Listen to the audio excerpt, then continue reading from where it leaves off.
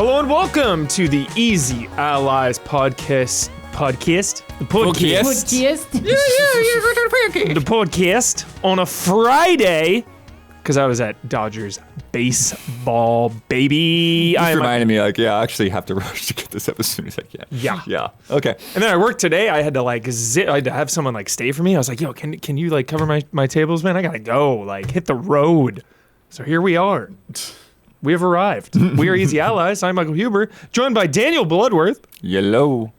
Joined by Robamiani, who is about to tell me his Friday the 13th thoughts. You're Yeah, I need this. This is his first watch. His first watch of this franchise. The opening of Jason Goes to Hell.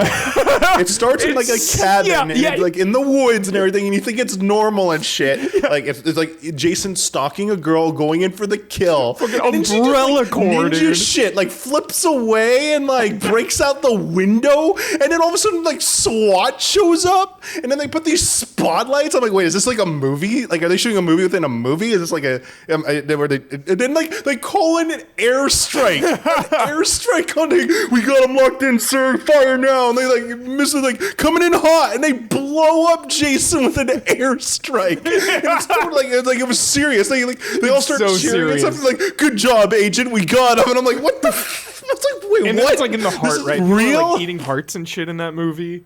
What? That's the one where Jason is barely in it because he's his spirit is living on. One of the worst. It was pretty bad. It was pretty. Yeah. It was pretty bad. But that opening was I was like, thank you for this. Yeah. Thank you so much for giving me the dumbest fucking scene in these movies yet.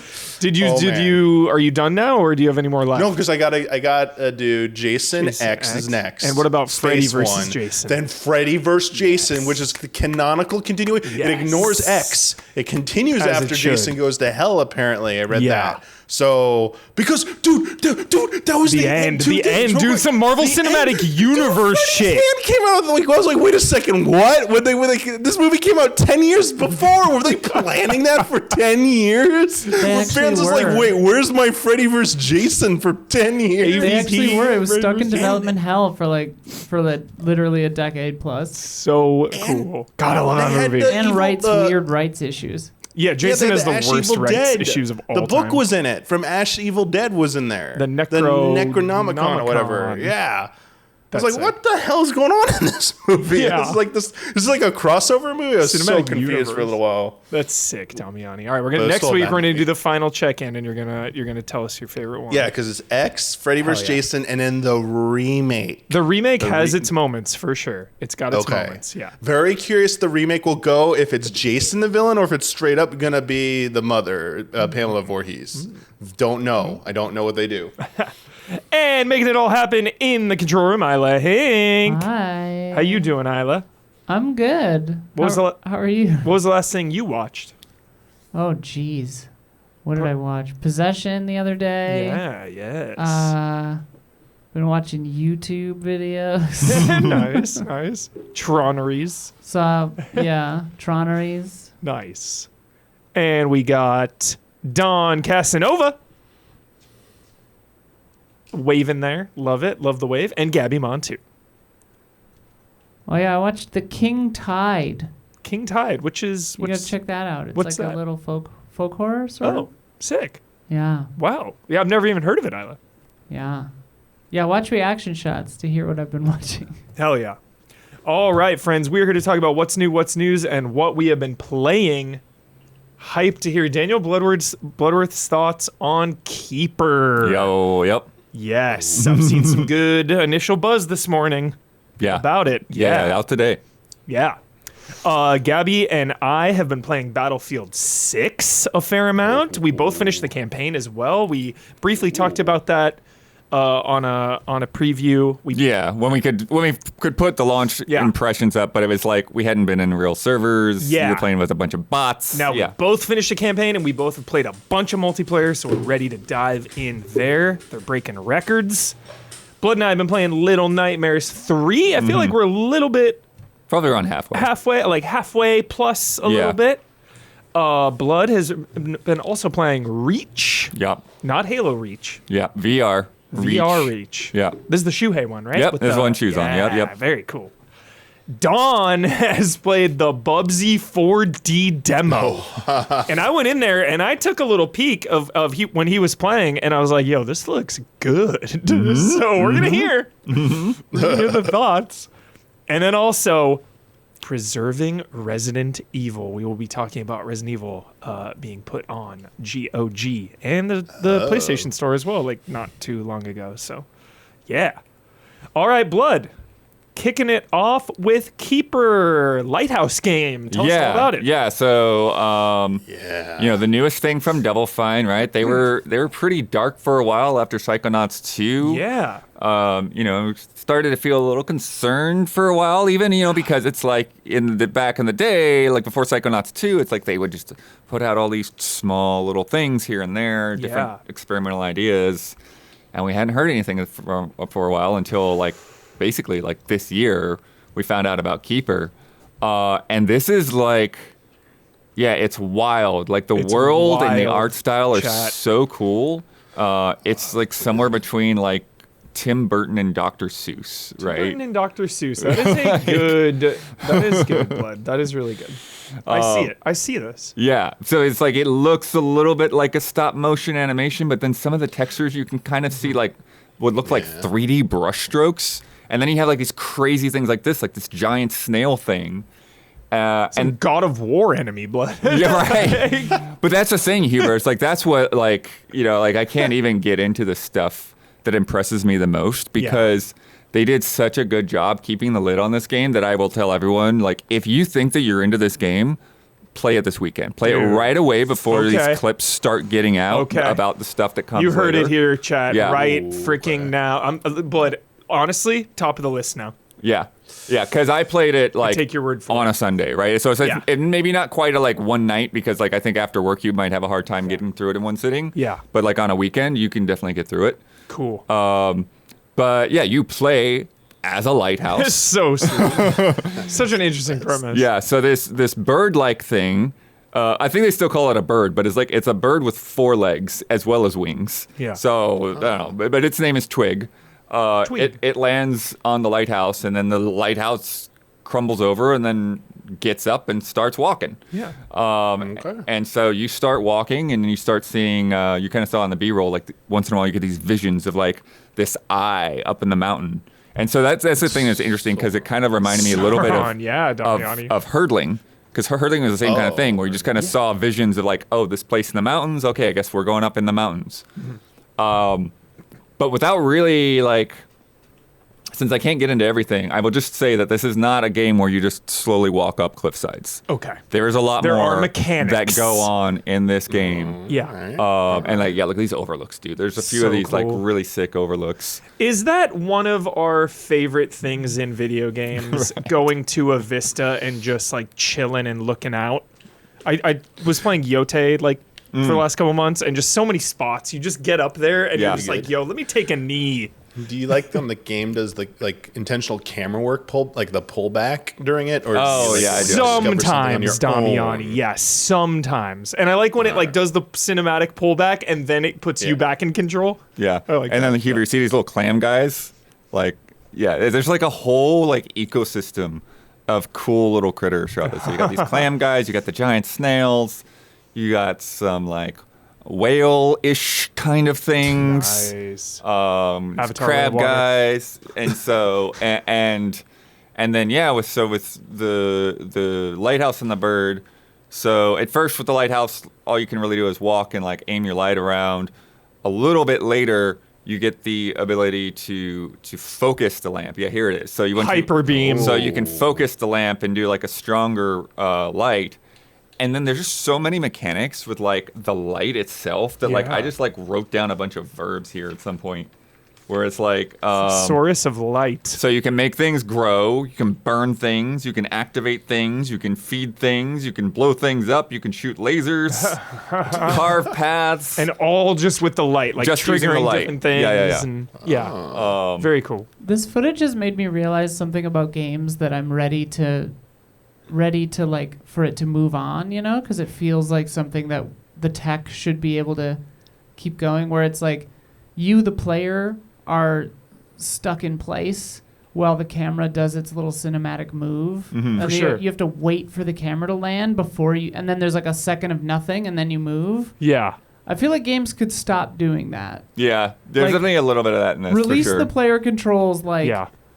So you have to hear like 40% growing The only time, bridges, the only time I want that is if I'm in a dungeon and I flip a switch. Sure. Like, show me Yeah. the where that switch do the thing. Yeah. Yeah, there's definitely a bit of that in there for sure. And yeah, a lot of this early stuff, it's like, yeah, you go through these like, and it's weird because it's like in some ways it looks flooded. In some places you see like old, like kind of like images of like skyscrapers and things. Yeah. Because like, again, you're a lighthouse. So like people were here at some point, but I it love just that. feels like it's in so far in the distant past. So like it's not even relevant. And then, yeah, So that's it's like the other, up. that's the other thing, Huber, Or no, is that then you Wall-E. can send Twig to things. And so Twig can like Yeah. yank vines and clear vines away, or like get onto like cranks and like crank gears. Pretty good bonds, Bloodworth. Yeah. Then definitely. Nice. Here's one of our like little cinematic shots here with the mountain in the background. And yeah, Cool. with this, I don't know if the whole shot's in there, but like see that Hi-ho, skeleton in the hi-ho. background with the vines on it. So then you send Twig out to like pull the vines off, so Yeah. you can go through the skeleton. Yeah, some dead beast creature. It's awesome. Yeah, and I think that's one of the things. It's just like there's so many creatures that like you could sort of only just like barely identify like Yeah. what to call. What do you call any of Yeah. these things, right? It's like we call this a bird, but again, it's got 4 legs. You know? Yeah. It's like- So awesome.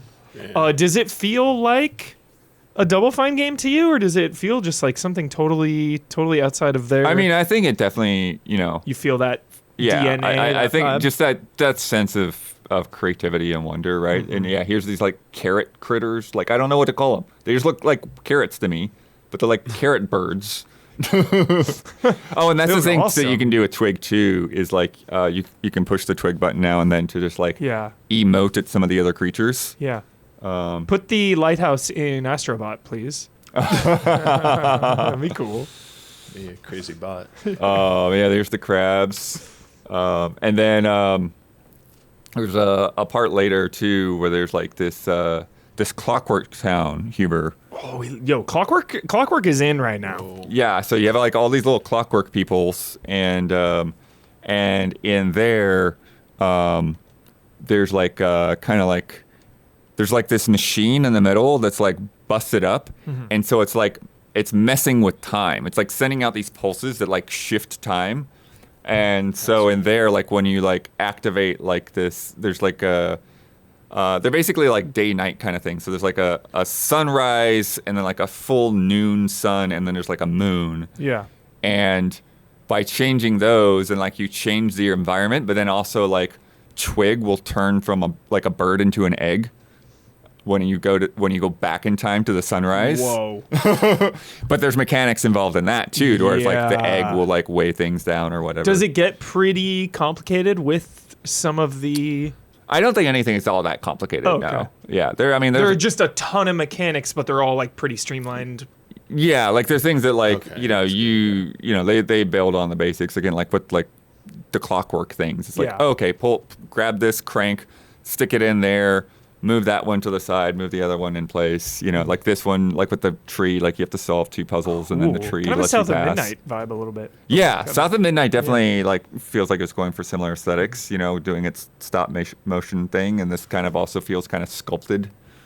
But yeah, I'm Awesome. trying to think what else I've got in here. $30 that I can talk on about. Steam. There's a part where you and go through like Xbox. these cotton fields, and so Yeah. since you get the cotton stuck to you, then you can like do this like a floaty jump. So that's an idea, like just a hint of like the kind of Yeah. like mechanics that are not like what you do most of the time, right? And then Tell me, Ani, what are you see. feeling about this? Let's Because see. This looks, I thought this looked sick. Yeah. And I didn't even know. I thought it was just going to be something simple. That hearing that there's going to be like more to it. Yeah. As Blood sang, I was sold pretty much without even hearing that. So that's pretty Totally. awesome to hear. yeah, I mean, it's really nice to have a game that's just visually distinct. you're But so also right. like this, I guess like, I was hoping I could be like chill with like a few moments of like tension. Like, is it? Do you feel There's definitely that moments of it's tension for sure. Yeah.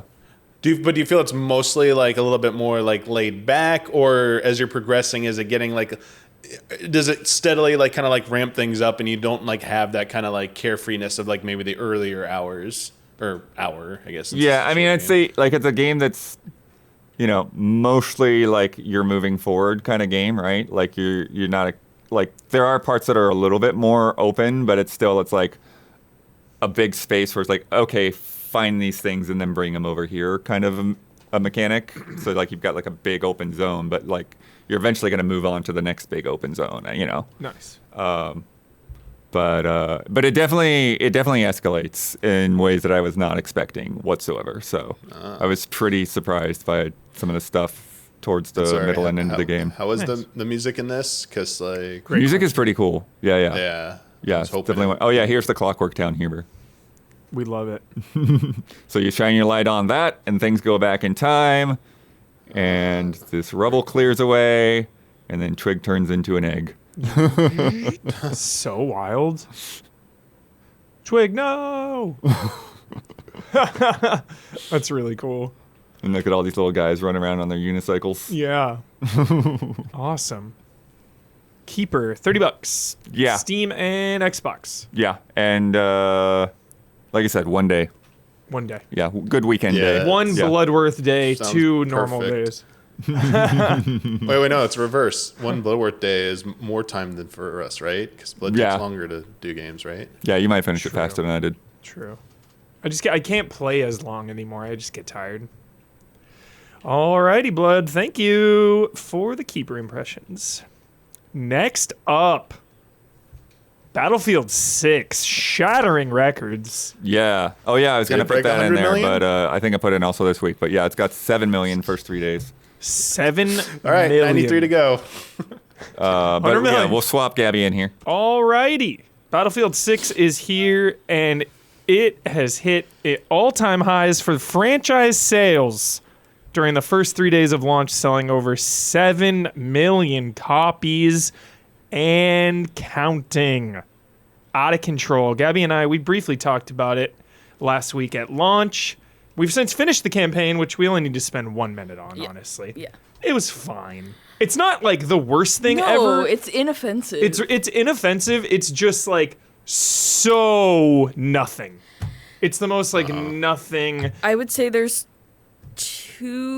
one, maybe 2 set pieces where I was like, oh, this is something different. Yeah, the Then sniping otherwise mission was it's cool. literally the exact same thing over and over again. Yeah, Real quick, Just in Huber, different Battlefield's. good Do you think environments. Battlefield's best campaigns historically have been ones that are based on like more historical, like World War II? Like have those been some of Bad the better Company. ones in your Bad Company opinion, is the or- best campaign Okay. for sure. And 1 was okay because it had like the. I like the played one. structure of 1. The Yeah. vignette, Yeah. like Yeah, this yeah, person, yeah. this person I thing. just didn't know if they did a good like modern story, a competent modern storyline like Call of Duty was doing, where Not people at least know really. like No. the characters from Call 4 of had Duty. like I Michael wasn't K. sure if Williams, which was cool that he's in there, but it's just another nothing generic. Yeah. thing. Okay. It just the environments were really cool, like running around Cairo and Tajikistan and stuff. Like Yeah. everything looks really beautiful, Yeah. but there's just not that much There's just no to do. Yeah, there's no heart. Besides There's nothing like shooting. pulling it all Is it together. kind of just like a tutorial then? Like Mostly, Yeah, the pretty yeah. much. campaign, pretty just like the much. tutorial for Yeah. if you're not familiar. But then also no, because like there's a whole mission that's basically sneaking around, and you just can't use that in the multiplayer. Yeah, there's no really. like sneaking, yeah, really. there's no Uh, stealth. But thankfully, we're here for the multiplayer.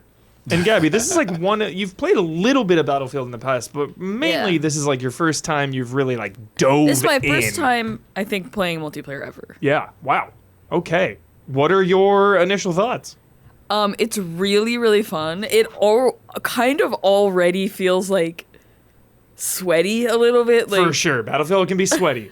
like last night Huber and I were playing, and like anything would go when anything went wrong. Like I got rid of the chat, but the chat was just flying by. Like they weren't really mean in the chat or like saying anything like rude, but it just felt very like intense. MLG. It's intense.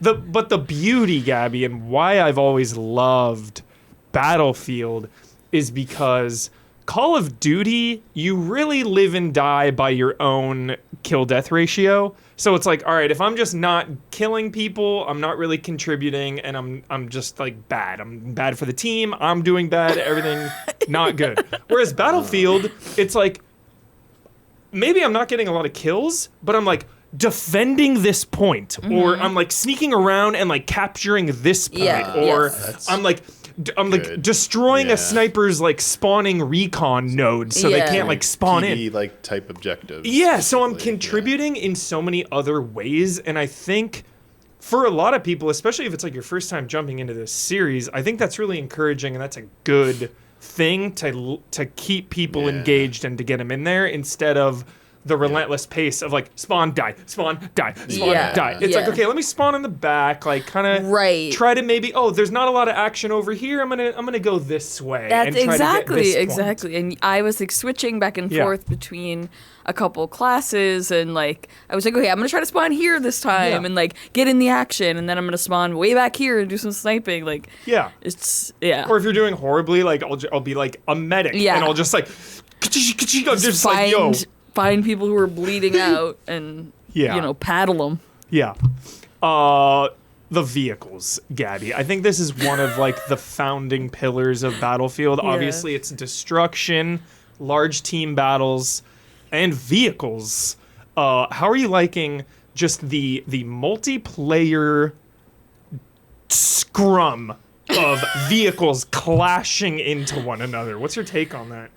It's so fun. Like spawning into a helicopter that's currently exploding, like, is so much fun. Like, Hugh and I were playing, laughing so hard. Just because there is like a spawn die kind of thing, but it's so much fun to die, and you respawn so quickly. Like, sometimes it does feel like you are spawning in between a bullet and its intended victim or its intended target. I think they're going to fix that. They have been commenting on that like a little bit of the spawning has been sus, because usually sometimes you're not able to spawn somewhere because of a conflict. Yeah. But sometimes right now you can still spawn in even though it's like really hostile. So I think they're like working on fine-tuning that. Yeah. But yeah, just like I'll be driving, and then like someone will get in, whether it's Gabby or like another squad mate, and then I'll run over a mine and we'll just like blow up immediately. or like death is fun. Yeah, you were saying like death is fun and funny, and that also helps alleviate some of the pressures and how intense and sweaty it can get. Because people have been playing Battlefield now for decades. You know, this is a lot of people's not first Battlefield, and even people that came from Call of Duty over are like, I just similar like aiming and shooting mechanics. Yeah. People are already just like good at a base level. Yeah. So just being able to find the fun your own way, I think Battlefield 6 has been crushing it.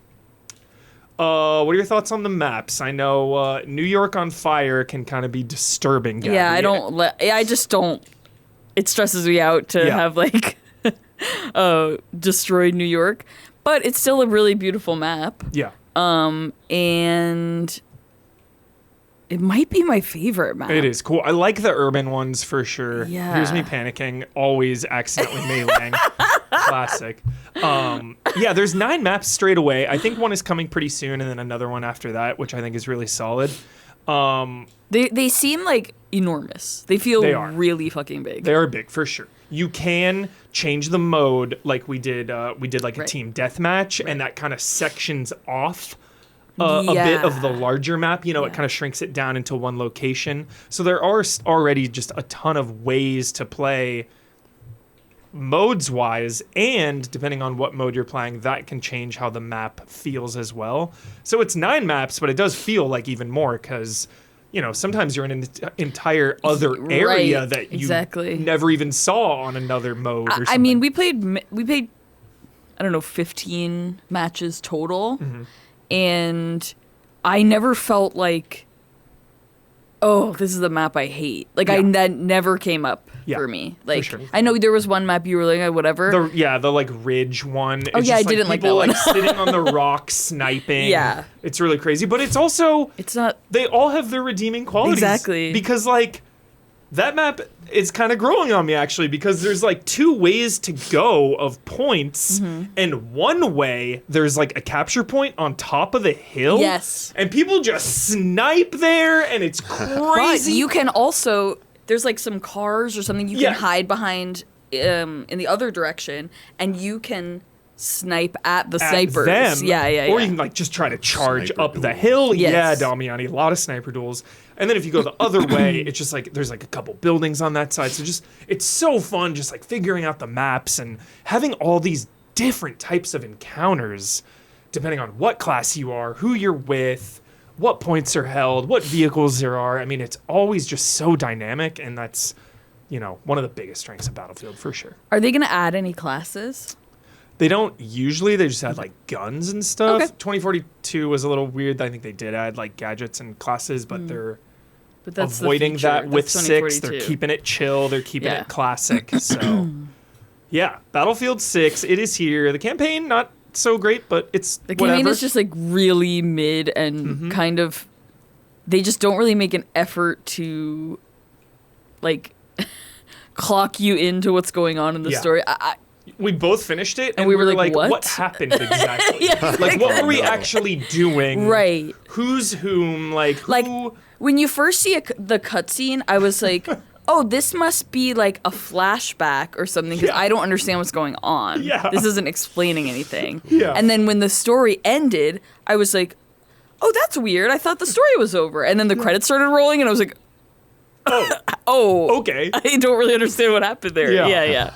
Also, you know, this is a game that's going to be supported for years and years, and they're already crushing it. They reduced the ticket time on Conquest mode to try to make the matches shorter. Oh. Immediate backlash in the community. They're like, we're sorry, we'll change it back. yeah, it's like, yo. So Ticket They're time, listening. sorry. Yeah. That's the best. They're that's the best listening. thing a company can do. Exactly. Is acknowledge that they're listening. So Sorry, you said ticket time? What's yeah, ticket that? time, Damiani. So like a standard match, each team will have, say, like 1,000 tickets. You lose tickets when the opposing team has points captured. Your tickets just drain down naturally, and when somebody dies, that costs a ticket to respawn. So kills take tickets, and points bleed It's like the enemy Carnival, tickets. okay. points, basically. Points, basically. Yeah. I would call them tickets, points, whatever. So, yeah, and then there's like a ton of progression. It's never in my mind been Battlefield Are they strength. called that because someone punches your ticket? Punches your ticket. Ooh. Wait, what does that mean? Like got Kills your you? ticket punched, you're dead. You're dead. Yeah. Oh, maybe? I wonder. I Yeah. was just thinking that. Progression has been always like a little, just something about the UI of a Battlefield game that like isn't as snappy and poppy as like a COD or a Fortnite. You know, they really, or Overwatch even, just like getting that dopamine rush of unlocks. Battlefield just has like a bunch of I don't ugly understand any of that. menus and like challenges that unlock even uglier skins, but honestly, that's not what Battlefield 6 is about, so it's not bothering me in the least. Yeah. And they've even said that. Like, we've gone so far into the realm of, like, crazy skins and Beavis and Butthead and COD. Like, Yeah. feels like we lost the plot somewhere because of Fortnite. So it's nice and that's me. refreshing that there isn't any nonsense in Battlefield 6 yet. It's not even like a battle pass. Yeah. So. And it really felt like, even though, you know, a lot of people have played many more hours of this particular Battlefield than I have, it never felt like, oh, someone is headshotting me every time I stand anywhere. Yeah. And like, there's just no way I can ever get a kill. Like, it Yeah. never felt like that. Yeah. It always felt like, okay, we all are kind of on the same level equipment wise. It's Yeah. just a skill a skill Totally. difference. Yeah. And yeah, I mean, the matches are so big that like enemy teams are usually going to have a couple psychos, Yeah. but then also a couple people of your and my skill level Yes. that are, so you can always like kind of find, again, some good encounters. And we won our first match. Yeah. Yeah. So So we're good at Battlefield. video games. Sorry. Battlefield 6, it is here and it is off to a legendary start. Again, the fastest selling Battlefield of all time for the franchise. So 7 million copies already, and people are loving it. Community seems happy. Everything's good. Now we just wait and see how the dust settles. Come play with us. Yeah, season 1 is going to be starting, I think, in a couple weeks. They've already got a little roadmap out for the first couple months, so we're just getting started on Battlefield. Highly recommend. Feels good. Come Battlefield's back. explode in a car with us. That's actually the coolest thing that they've done with progression this time is one of the most iconic Battlefield moves of all time in franchise history, throwing C4 on your Jeep, driving your Jeep, Suicide mission. jumping out of the Oh. Jeep, blowing the Jeep up just like a missile, basically. That's cool. You've got, I don't think you unlock C4 until a bit later. They kind of like hold it back a little, which I really like. Like, I don't even have it unlocked yet. So I think it's like, I'm love critical that. of the progression, but I actually do think it's cool that they're kind of holding a couple key things and not Yeah. like overly holding them back. It'll take a couple days to get, but I like that extra motivation because that's going to be really fun when that unlocks. Yeah. So Totally. yeah, Battlefield 6, everybody. Yeah. Thank you, Gabby. You're welcome. We will be playing more. Little Nightmares 3. Blood and I have actually played together. Yeah. Co-op. Yeah. I wasn't going to do comms, and the game says right when you start, we highly recommend voice chat. So I was like, all right, Blood, I There guess you we're go. chatting. Creators Intent Yeah. got you. Creators Intent got me. Creators Intent got me. Blood, you had previously played this at preview events. I think Yeah, you played it I once or played it twice. at PAX a month or so ago, and then I played it at Gamescom the year before. Yeah. Yes. And I had never played it yet, but we got to do co-op for a couple nights now. I'm mixed. I'm mixed on Little Nightmares 3. There are things I really love, and there are things that are just not good. Yeah.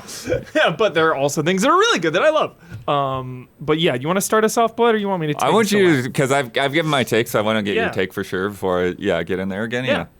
What I really love, we'll start there, is obviously a staple of Little Nightmares, and that is the atmosphere. I mean, the atmosphere in this game is exquisite. I love it. I love looking at every little thing. It's, speaking of Guillermo del Toro, Frankenstein's out. Speaking of Guillermo, he loves seeing the beauty in the disgusting, or whatever his quote is he always talks about, like beautiful horror. Little Nightmares has that. And You should play Silent Hill F. That's I- their tagline as well. I know. Yeah. I was waiting for a sale. It's not on sale. I know a sale for that game What, is like. Silent Hill F? Yeah, I It know. came out like a week ago. I know. What but is the it? holidays are coming. I know there's going to be Oh. a sale. Yeah. A book about the story of it sold out already, and it's not even out. Whoa. That's how popular it is. Although the soundtrack, apparently something's up with the soundtrack with that game. As a heads up, they had to cancel the pre-orders for the soundtrack. Oh, Whoa. oh, weird. Crazy. Yeah. Yeah. Blood. Yeah, I'd say there's it's still good, but I think the atmosphere is just a little bit less. Partly because it is co-op, right? Yep, and it's it just- is the third one. And so it's the third one. I also think it leans a little bit more towards, like, not full on, but like a little bit more like feels like that Five Nights at Freddy's influence is kind of getting in there, just a little bit with some of the character designs and for stuff. sure. Yeah. But I was going to say what I do. Another thing that I love is how each of these missions is obviously built on like a different enemy. Yeah. There's a central villain in each episode, if you want to call them that. Yeah. Episode, chapter. It doesn't explicitly say that, but it does feel very like chapter based. And yeah, each one of these Interesting. chapters is a different location with a different freako. And these are top tier Freakos. These are so good. Like the very, very first one, not a spoiler, is like a giant baby doll. Oh, so that is the first zone. Okay. Yeah. That's what I played. Yeah. So like really, really good enemy design. But then when you start playing together, Blood, that's where there's just, I think the word I'm going to use for Little Nightmares 3 is friction. There's a lot of friction. There's a lot of like collision where I'm hitting walls or something and it just doesn't feel right. There's a lot of like, Or I'm hitting you. Yeah, that's the thing. You'll be chased by something, but then, I'll bump into Huber and then like my character will kind of stop and then I'll get crushed there. Yeah, so there you go. Perfect timing. Yeah, it's so good. But just there's a lot of things that just happen. And you don't know that they're going to happen. And then it resets you back like a minute or something. And it's like, okay. A lot of trial and error in this game. And I think that's one of the worst things you can have with horror. Anytime you like reset in horror, I mean, all the tension and all the atmosphere and the vibes are just out the window. Because it's like, all right, well, I've already died. Nothing can be worse than that. And now we're resetting. And sometimes the checkpoints will be really nice. You'll come right back right there. But then sometimes, like, we were on one of those main boss areas, and Blood and I just, like, couldn't really figure this part out. You had to be, like, frame perfect, and we kept dying, and it kept taking us all the way back to the beginning. You had to wait for the boss to come out, look around, do the thing, and, like, that got really tiring. Yeah. Yeah. And then the number one killer in this game is depth perception. So I laughed so hard. Bloodworth, right when we started, jumps off a cliff accidentally and is just like, depth perception. And now the entire time we're playing it, like every couple minutes, I'll just be like, depth perception. It is so crazy. It's like, all right, I want to jump here, but because of the depth perception, I'm like completely missing where I'm trying to jump. So quite a bit of that. I feel like just, and obviously I haven't played this, but just like watching the footage, it feels like it does a lot of a thing that I find bothering me more and more in games too, where it's like walking across the little like rickety board and it's like, oh, okay, I've done this 800 times in games. I know the board's gonna, drop a little dust particle effect. It's maybe gonna crack a little bit. I'll either make it across or have to jump, but effectively I'm just holding left, so it doesn't matter, like from my gameplay perspective. Yeah. Or like, wait to go up this gust of air or whatever. And it's just like, there's so many things in games where it's like, that's not fun. Yeah, I don't know. I know what you're saying. Where it's like, I'm just like, why am I here? Why are we doing this? It's like the AAA walk through a crevice kind of thing, where it's like, I know they're hiding a load in that case a lot of times, but it's just like, it's to experience their story. Right. That's not fun. Sometimes, do it in a way that I haven't seen before. Yeah. Another thing, Blood, is like a lot of these rooms will end with like a board or a grate that you need to go through. Yeah. And like Isla was kind of saying, like doing things over and over, like just within this one game, I feel like we've ripped open like 40 grates to go through. Like watching you guys rip It's open a board is crazy. one of the things that made me think of this too. Where it's like okay, it's the same 6-second animation. Like all you're doing is stealing my life away from me. Like I'm not playing a video game. I'm just watching these two little things do an animation. I don't know. I try not to think of it like that. I try to immerse myself in the surroundings and the characters' plights. Also, there's some interesting things that, like, we won't get into, but sometimes they'll cut away to some other scenes, and we're just like, what is going on? There is a pretty nice hook mystery. Yeah, what is going on in this game? Yeah. And, Little Nightmares 1, very ambiguous. And this thing, too, here, like, with the salt or whatever, that's, like, marking out the eyeball that like, this guy's what in. happened here, Blood, exactly. And the combat on paper is cool from a co-op perspective, because Blood has the bow and arrow, and then I have the wrench. So some enemies, Blood will have to shoot with the arrow, and then I have to go, like, smash them with the wrench. So, like, just Yeah. that. Yeah, and then I'll also have to Co-op. kind of bait some of them too to keep Yeah. them from attacking Huber. Yeah, but just that kind of co-op synergy I really, really love. It's just a little... Sometimes it's just too unforgiving on things. Yeah. Right. So where it's like, oh, okay, because you don't actually aim the bow and arrow. It automatically aims, and you have to wait for that moment where like you feel the tug on the controller. And it's like, okay, now you can push the button. Yeah. But if I shoot too soon or too late, then there's nothing I can do to like recover and shoot again. Yeah. So we're just gonna have to repeat the whole battle sequence. Yeah. You know. Good to Damiani, hear about that, because the room I had where my AI partner, because I played single player with Got the it. AI controlled partner, I had to be very careful about like the setup for like baiting the enemy, and then also like when I use the wrench, because the timing of the AI's arrow shooting, I failed like 2 times. Yeah. and then I once I saw the whole pattern, I was like, I get it now, but I started to think like this might become a bit of a headache if you have to keep doing this over and over again every time there's these types of encounters where you have to get like that timing right, and that's what like the AI, if you're player controlling it and it's still kind of, it's like that's not good to hear.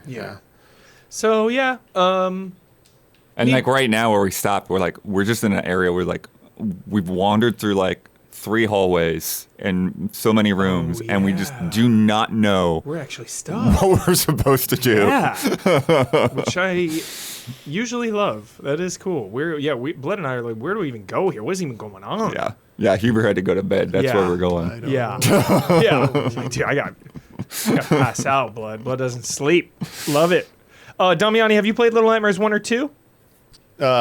We played one of them on a group stream or something for Easy Allies. It might have been 2. Yeah. And I know we were doing like co-op, I believe. We definitely played one of those like on a group stream or stream team or something like that. Nice. And I vaguely remember it because like wasn't one of the characters in like yellow like raincoat or something? Yeah. Yeah. I think that was one of them. Yeah. Sick. Yeah. I really like this franchise still. This is a new studio, obviously working on it. Supermassive. They didn't do 1 and 2 originally. They did the remaster. And of course, we've talked a great deal about Reanimal, which has a demo out right now. Yeah. By the way, which So- we might want to play after we finish. right. Yeah, good comparison for sure. But yeah, Little Nightmares 3. It's about 5-6 hours. So if you have We're guessing. We haven't finished yet, but yeah. Yeah, I did look it up. It was like 5 to 6. Yeah, if you have a co-op buddy and you love this franchise or love games like this, I would maybe recommend it, but I'm definitely mixed. Yep. Yeah. So we'll see how it all ends, and then maybe by the time it ends, Blood, I'll comfortably be able to say we're swimming. Right. Yeah. It's got to end well, for sure. Which Little Nightmares usually does end well, for sure. All right. Excited to switch gears here. God, this looks good every time I see it. Holy moly. Bubsy 4D. Good grief. This looks so good. Dom, tell us about Bubsy 4D. Because you've been playing the collection as well. Yeah, I just got done playing the collection Yeah. a couple weeks ago or something like that. So you are a Bubsy specialist at this point. Yeah, big time Bubsy fan here. Did you play Bubsy 3D? Yeah, I tried 3D also. Oh my God, what a brutal situation it is. Anyone who's played it, notorious reputation, these Bubsy games. Yeah, I don't think I've ever played Bubsy 3D. So Yeah, it was gnarly. Holy smokes, really gnarly. The early days of 3D gaming is definitely tough. But yeah, like, so that's the thing about Bubsy, it's like that Bubsy collection. First of all, I kind of said I liked a lot because it was like, extremely janky, buggy experience, but it was a moment in time that was really important, and I loved the museum features and all of that. But one thing that I definitely found out, and I think anyone that found out that played that collection or remembers Bubsy, I guess, growing up having played it, it's a janky franchise, okay? It never really has, like, even from the first through all of them. yeah, no, they were never good. Yeah, right. There's not like one standout solid game that's like, yeah, this is solid, really. Everything's good on the platforming, and level design and everything. They're all really kind of bizarre. So look, Dude, all water these slide. Bubsy fans are going to be happy to hear the jank is intact, okay? At least some of it. At least some of it. Like, this is a smooth, fairly well-performing, like, 3D platformer, but there's a lot of unintended jank that is in there that, for some reason, This looks feels awesome. right. Because This feels like Sonic. Yeah, so vibes. this is one of the new, what you're looking at here for the viewers is this new thing Bubsy can do, which basically turned into a Sonic spinball. Yeah, and there's like all these half pipes that look kind of like the Sonic bonus levels he cruises through. But at any time in the level, in the world, Huber, you can transform into this. So then again here, little Sonic reference, going through the vacuum tubes. But anywhere on this map, he can always switch to the little marble mode or whatever. That's so Yeah, fun. I think it's hairball maybe. Yeah, it's fun. It is fun, and it is also quirky. I don't know how much. I mean, this is the demo, so they might still be dialing in some stuff. Oh yeah, they definitely are. It's all a little quirky and stuff like that, but it feels good and it's fun. And that's one of the things, learning about in some of the design docs or whatever the pitch is, it documents in that Bubsy collection I learned about was like they created Bubsy to like specifically target Sonic fans, Huber. It was like Sonic Mania before Bubsy got Crazy. invented. So here you see, who knows, some of those like maybe these are old design things they never got to implement. Come with the like king, you best not miss. marble mode and everything. Well, he missed Well, I a little know, bit, but, in the Like neighborhood. the characters done, right, that they put in the intro are characters from the canceled TV pilot, right? Oh yeah, That is insane lore. What? yeah. So there's a whole bunch of cinematic kind of cartoon interludes within this, a whole story, and it has like the sense of humor and everything going for it. Classic Bubsy kind of humor. How is the humor? Are you enjoying it? Do you laugh? It's fine. I don't know if I laugh out loud, but it's like fine. I think I've smirked. Quite Okay, a bit. okay. I We've think got I've a smirk. smirked quite a bit, and like the intentions behind it all, I think are pretty good. Nice. So I think the intentions are good here. Yeah, Right. it's like Saturday morning cartoon humor, right? Yeah. Yeah. that. It kind of like, and now it's weird because, it's a lot of referential stuff. I mean, the thing I kind of appreciate that so far, at least in the demo, they were pulling off fairly well, I would say, is like, they're taking the age of Bubsy into account. Got so he's it. this cool character in the 90s, and now he's this like uncle that's older for his nephews. He's like an Al Bundy kind of, Yeah, right? Like he's always exactly. living in the glory days. Bundy. Self-deprecating kind of humor and stuff like that for Bubsy now. But he's still trying to be cool and everything. So for the most part, I'd say it's working pretty well what they've done. And there's this kind of stuff though, like some of this, like look at this fence for instance. You look at it and it's like, okay, yeah, we're in a little bit of a kooky world, but at the same time, a lot of this stuff is kind of like, did they lay the asset down correctly? Like, is that really what I'll show you some other stuff later on. And of course, you're questionable though, so you're like, I don't know if all of this is intended to be there. But the one Yeah, I thing- mean, there's definitely a sense of like intentional sloppiness to it, which I do think is interesting to consider, like how to do that in a way that feels like it works. Yeah. Like I said, it kind of feels like it works, but there's also true jank in the controls and all of that stuff. One of the things I appreciate it's doing, though, is just kind of what the original franchise did was like, and that was so popular during this time of games, early, these platformers for the 16-bit era really is where Bubsy rose out of. And a lot of the games back then, I'm thinking games like Earthworm Jim, Yep. Death Classic. Valley Rally, Wile E. Coyote and Bugs, Tiny Toon Adventures. games that really tried to capture the essence of being an animated character. Dude, Tiny right? Toon Adventures. Oh yeah, there's Tasmania too, Yeah, right? things like that, where you're really the gameplay incorporates the crazy animated style of the character. You have all kinds, in the old Bubsies, he'd get squished like a pancake and get whacked and stiffen up like a board and vibrate and then fall. All these cartoon gestures that are mixed into the gameplay, and it's always throughout time been like a hard thing to pull out. All those games we're mentioning, I think, do have their own little bit of inherent jank in it, for better or for worse. So it's like, again, this one I think is bringing a lot of that to the table, which is nice in terms of like you're unlocking funny cartoon maneuvers with it. You can run off a cliff, for instance, and take a few steps and then like be like cycling your legs to get back, and all these like things like that that are in the spirit of being an animated character, which is really kind of fun, and enjoyable. So overall, I had fun with the demo. I think they you can do quite a repertoire of moves they've given Bubsy now. Yeah. Climb. Yeah, you can really like link a lot of stuff together and get like an insane amount of air between platforms. You can do this sort of jumping Yoshi kind of flutter kick thing where you float, but then you kind of leap forward in the air, and then you do another pouncing kick kind of thing if you target certain objects. So you can do up to 3 moves in a row. So yeah, you can really cover some aerial ground and stuff like that. And yeah, so it's like I had fun. They get to let you play like 3 or 4 stages of this opening world, this fabric world. I'm not a fan of that. You may know if you've heard me before. It always really rubs me the wrong way when games do like fabric-based worlds. Just like, I don't know, it doesn't make any sense to me what the appeal of that is. But I mean, to me, it feels like everything's being made as like cat toys.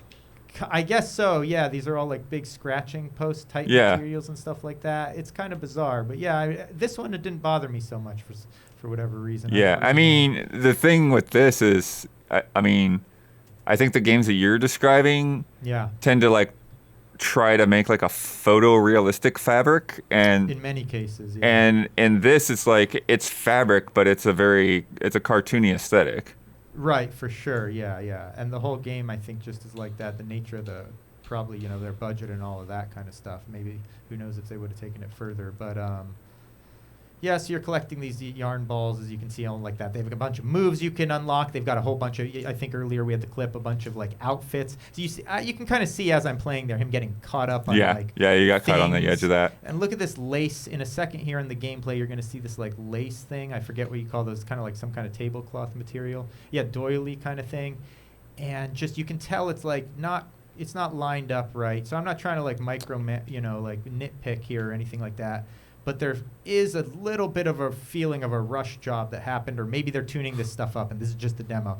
Yeah, like check this part out here. You'll see the fabric's not quite on the ground right, and the wheels are coming through, and there's just like a lot of this kind of crap everywhere. Yeah, you know the car's clipping through it. So I don't know if they're in a rush to finish or what exactly happened, and then this whole sequence here is like, it's like fun but frustrating because Huber, the controls look like you're like, oh, this looks solid. rad as hell, rolling on the ball. And the all that. Ball mechanic is really speaking to me, Don. Yeah, and a lot of it, you got to just like you got to be aware of manually controlling the camera, so because they're not naturally going to slide this camera into where it needs to be. So there's a lot of trial and error with this kind of stuff, but look, it's made for speedrunning. So when you get really dialed in this, if you play this enough, they have a whole thing in there where it's set up for speedruns and stuff. So it's like, I think they intended a lot of the level design, once you really get tuned in on how quirky the control is, because it's not quite what you expect it to be, Huber. You see this ball mechanic and you think, oh, I know how this Marble is gonna feel. Madness, let's go. It doesn't quite feel how you expect it will. But that's not to say, that if you put enough time into it, that you can't be like blazing through these stages. They have a little tutorial actually later in this clip where the player's really making good time. So and a bunch of cool like skins you can unlock, funny like old Bubsy 3D skins, low polygon stuff and everything. So Don, there's like something that just struck me is interesting, because you're talking about the B-roll clip, like the challenge of developer getting gameplay capture that's not expert level because they know it inside and out. Right, like it's like, no, we need this to look like a normal person playing, not like our freakos. Hold on, I'm jumping ahead because there's like a speed run clip here, just so you can see an idea of how this looks when you got like a Mario Galaxy stage. Some pro, you'll see like when you're really locked in, you can move through things like pretty smoothly. They're not getting hung up on anything and stuff like that. So there is an intention here, I think, to be able to replay and blaze through these levels pretty smoothly. So, and this kind of stuff, spinning on his butt and twirling down things, just all kinds of stuff like that. The spirit of the cartoon nature of it is really fun, I think. So, jank and all, warts and all, as Bubsy's always been. I mean, you can easily say this is probably the best Bubsy game ever, just off of the demo, just because of how functional it is compared to some of those old ones. But like, So I would say check it out. I had some fun, especially if you have someone else with or without nostalgia, because like I said, I had nostalgia for the moment of Bubsy. I remember the zeitgeist that it was without ever really Bubsy zeitgeist playing it that much. There was a few years there where Bubsy was huge in the 90s. I remember that, like on all these weird magazine covers and stuff like that. But nice. Thank you, Don. Check it out. Heck yeah. When is this officially out, Bubsy? I don't know if they put a date on it. Year, I think it was just 2026. Yeah. Don, you couldn't attribute some of the weird stuff to it being in 4D? Like, it's kind of hard, right? Put a game in 4D. Q1, Q2, 2026 says Wikipedia. So take that with some salt. Has anybody played Tiny Toon Adventures Buster's Hidden Treasure on Sega Genesis? Hidden Treasure, I don't think so. Oh my god, one of my favorite games growing up. The latest press release I have doesn't even try to put a date on it. It just says the platforms. Got it. So we're settling in. Maybe they can fix some of the little issues that Don had, and they've got a little bit of time to iron it out. Awesome. Alrighty. Bubsy 4D. We got more to come. But if you've been enjoying this show so far, please take a second to like, subscribe, ring that bell. YouTube really, really helps us out. It helps us and you stay connected. But if you really want to help us out too, you can go to info@easyallies.com and get in touch about some higher level sponsor tiers or Patreon tiers. So, same thing. Check that out. Not the same thing. If you want to sponsor the podcast, put your name here. But I mean, info@easyallies.com. Yeah, just get a hold of us. info@easyallies.com is the easy way to do that. But any way you want to get a hold of us, get a hold of us. Thank you, Blood. Okay. All right, everyone. We got one more game to talk about today. Really excited to hear Blood talk about this game because if you watched our Summer Game Fest coverage, Blood was pretty hyped on this. This game is called Reach, and it is a VR game. Yeah, it was actually Shuhei that was really hyped on it. Yes. Because Shuhei is, he's so hyped that he's basically been helping the development team. So cool. Working with them. Some shoe passion project. Yeah. And, one of the things that they were emphasizing and that he was emphasizing was just the smoothness of the motion and movement. And, I'm not a VR expert, right? I pulled it out and played, Behemoth and some stuff earlier this year. And then, it sat in a box for 6 months or so. And I'm playing this on PSVR 2, by the way. Nice. Not sure what the differences may be on the MetaQuest version or whatever. But this thing here that was on the footage a second ago with I call them the monkey bars, whatever, where you're hanging. Yep. That was interesting because it's like... Dude, I want to go on some monkey If I bars just right now. put my hands up, then I was too high. It was like you're doing a pull-up, right? So it's you actually have to extend your hands and do that. So it's almost like reverse hanging. But yeah, the motion on everything feels really smooth. I also really appreciate that that this game feels like it's essentially designed for you to play sitting.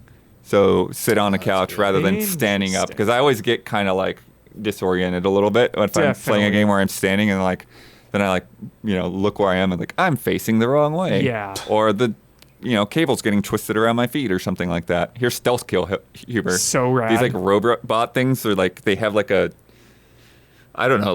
power spine going down the back, and then you pull on a handle on the spine and just rip it out. It's actually really awesome. A stealth kill in VR. I mean, that's rad. And you do have a bow in this, and this is a mechanic I really like too, where you can shoot arrows and then climb the arrows. Love that. Because this is that genre. This is very much like Behemoth in that this is a climbing action game. Yeah. So you do a lot of climbing, and you've got your bow and arrow, and then you've also got a Captain America shield. Nice. That you've got going on. But the bow and arrow so far seems to be the main thing, where I've gotten exploding arrows now and freeze arrows. And it looks like there's probably 2 more types that we'll see. Shout out to water arrows in Thief. I love it. Oh yeah. So the part that I played at Summer Game Fest, you saw a little bit earlier. It was very real world, Jason Bourne kind of thing. Big Jason Bourne vibe. Jumping from a building to a building through a window. Yeah. Activate the asset. Activate the asset. But you get to the end of that tutorial level, Huber. Yeah. And you literally jump onto a crash pad and there's a green screen and you are stunt person. Wow. That's the initial setup. Oh. But then you're back essentially in your hometown for this film shoot, and you go through this other area, you climb this cathedral, you get to the top of the cathedral, and then this earthquake happens and like all this craziness, and you fall underground, and there's this whole underground city, and these like living statues, I think is what they call them, that have been here for thousands of years. Whoa.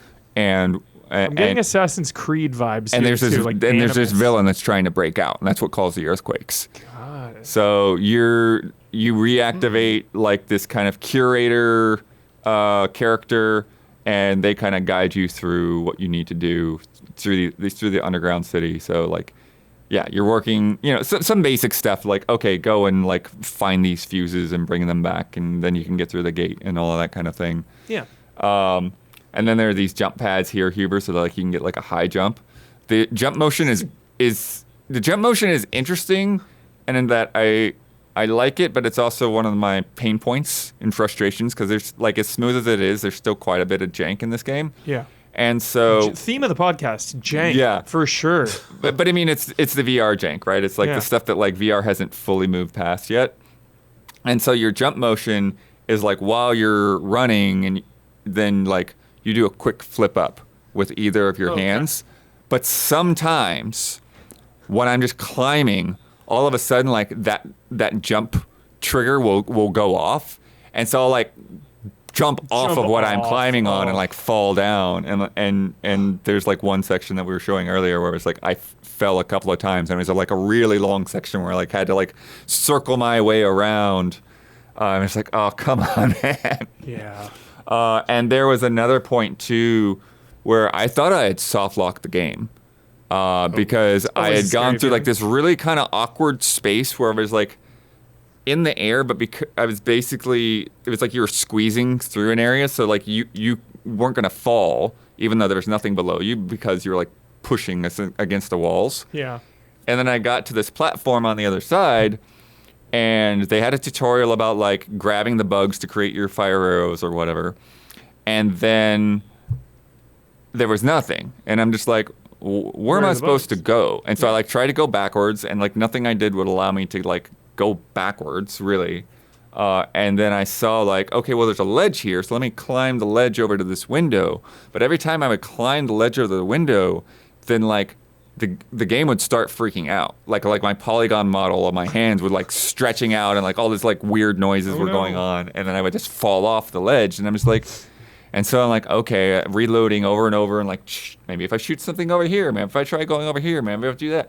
And eventually the solution was to climb over to that window, but the game was just buggy in that spot for whatever reason. So just some VR. Yeah, something. I mean, that's not even VR specific, really. It was just something that was going on. Yeah. But there are some nice things like throwing the shield into like these little slots to use it as a platform. There are parts where like seeing lasers. Yeah, there are lasers, but some of them you can shut off where like there's like these plugs, and you just like go up and you like pull the plugs apart, and that's nice. And then there's the freeze arrows. I would say that having played a couple of things like this is maybe not the best bow that I've played in VR. Like I've had a hard time hitting some things, whereas I feel like in Behemoth, like you would still miss some shots, but I felt like I had an easier time hitting things in Behemoth. Yeah. But overall, I feel like locked in the with locomotion of this is smoother, and like getting through and like climbing on things is easier than a lot of the other ones that I played. But I haven't played everything, right? Like I said, I'm a casual dabbler in VR from time to time. Yeah. And this is a nice thing too, Huber. You'd like pull out like a syringe type of thing and like stick it on your glove. Did you get a motion sick at all, or how did that hold up? I don't think I have a motion sickness problem, so I'm not the person to talk about that. I put it onto the smooth motion for the joystick, and I was doing fine with it. So I actually prefer that in this than doing like the snap turns or the teleports. Yeah. And so it's just a matter of like figuring out. Oh yeah, and there's another thing you do: the doors, Huber. You like pull the doors apart, but it's kind of Terminator. Slow. It takes a while. Yeah. It's like after a few doors, they're like, okay, can we not do this every time? So yeah, I like it. It's still got some issues there, but I will probably try to finish it.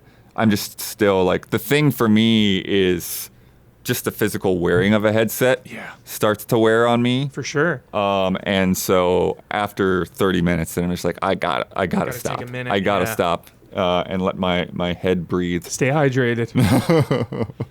Oh yeah, again, this is another weird little thing where like I'm trying to put the fuse in here, and it's like, no, you actually have to hold as it slowly goes in. Okay. Yeah.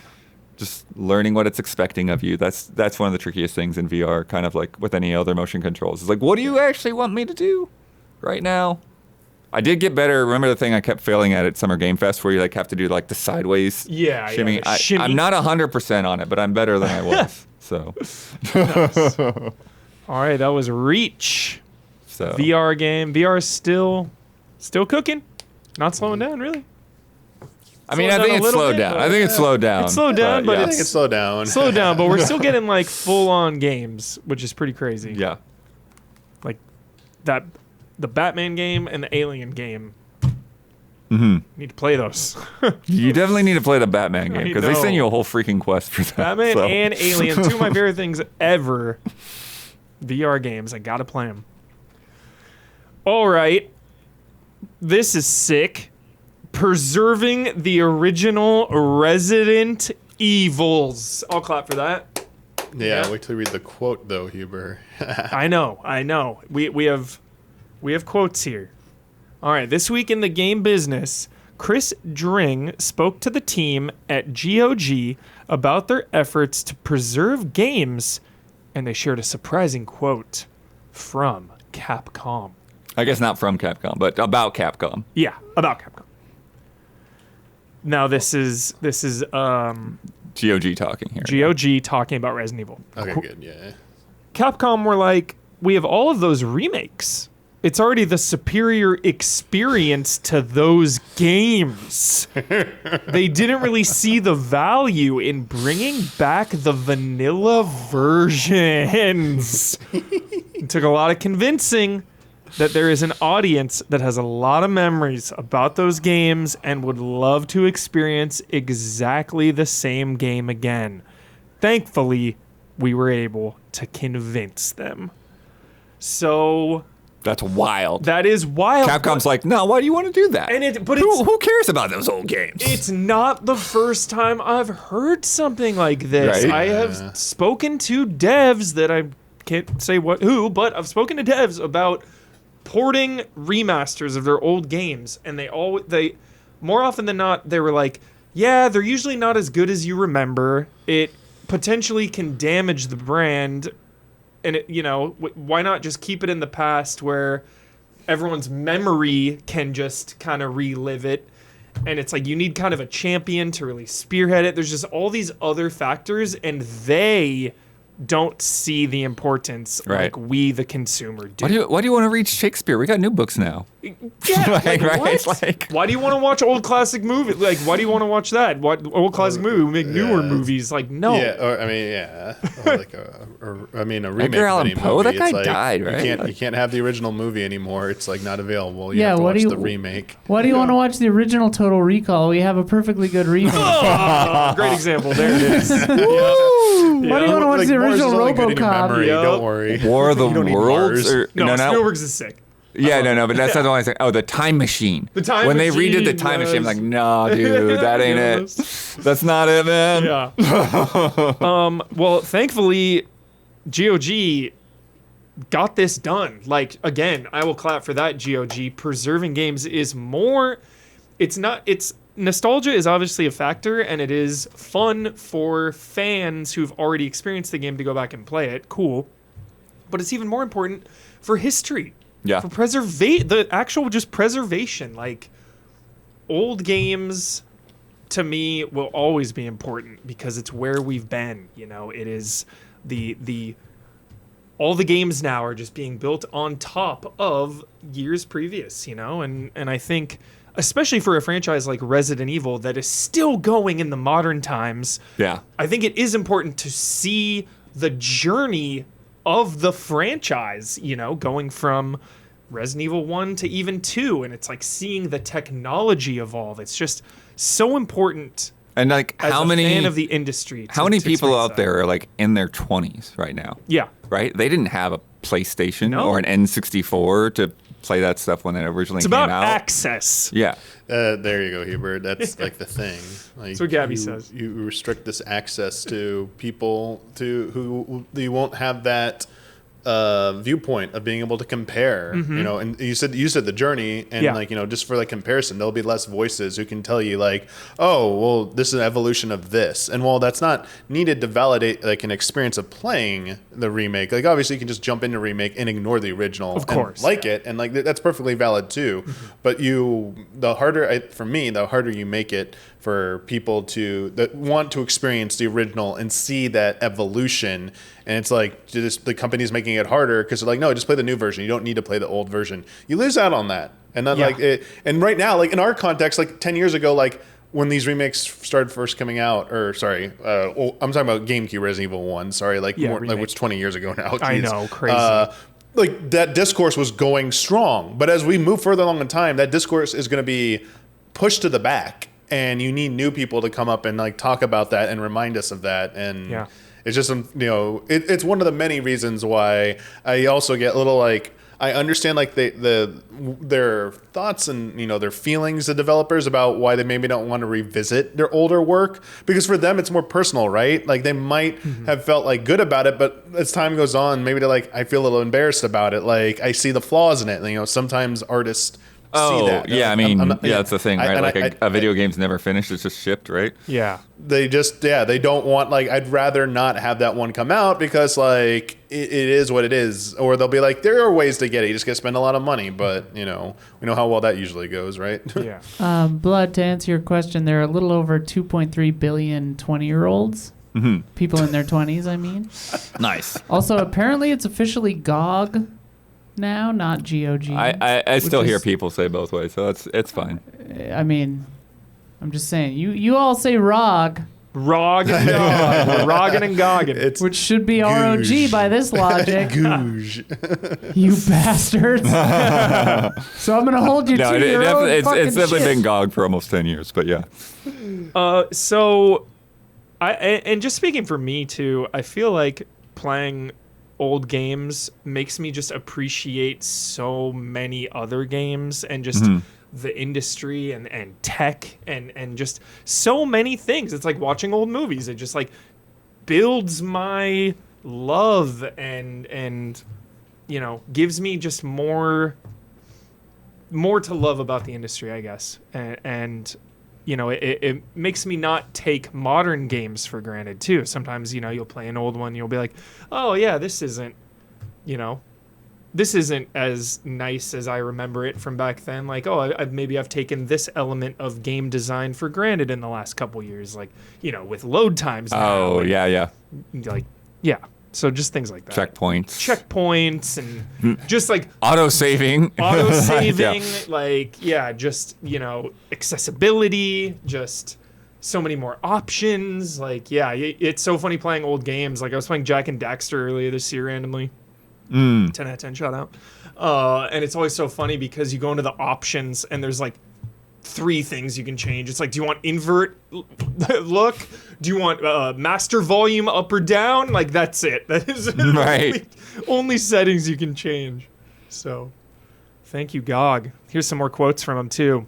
When we launched Resident Evil on GOG, not GOG, the reception was absolutely phenomenal. We have 94% positive reviews for all of them, and that was also reflected in the sales. It proved that there is an audience for this. The classical versions, the versions we all remember from our childhood, they still hold a lot of value.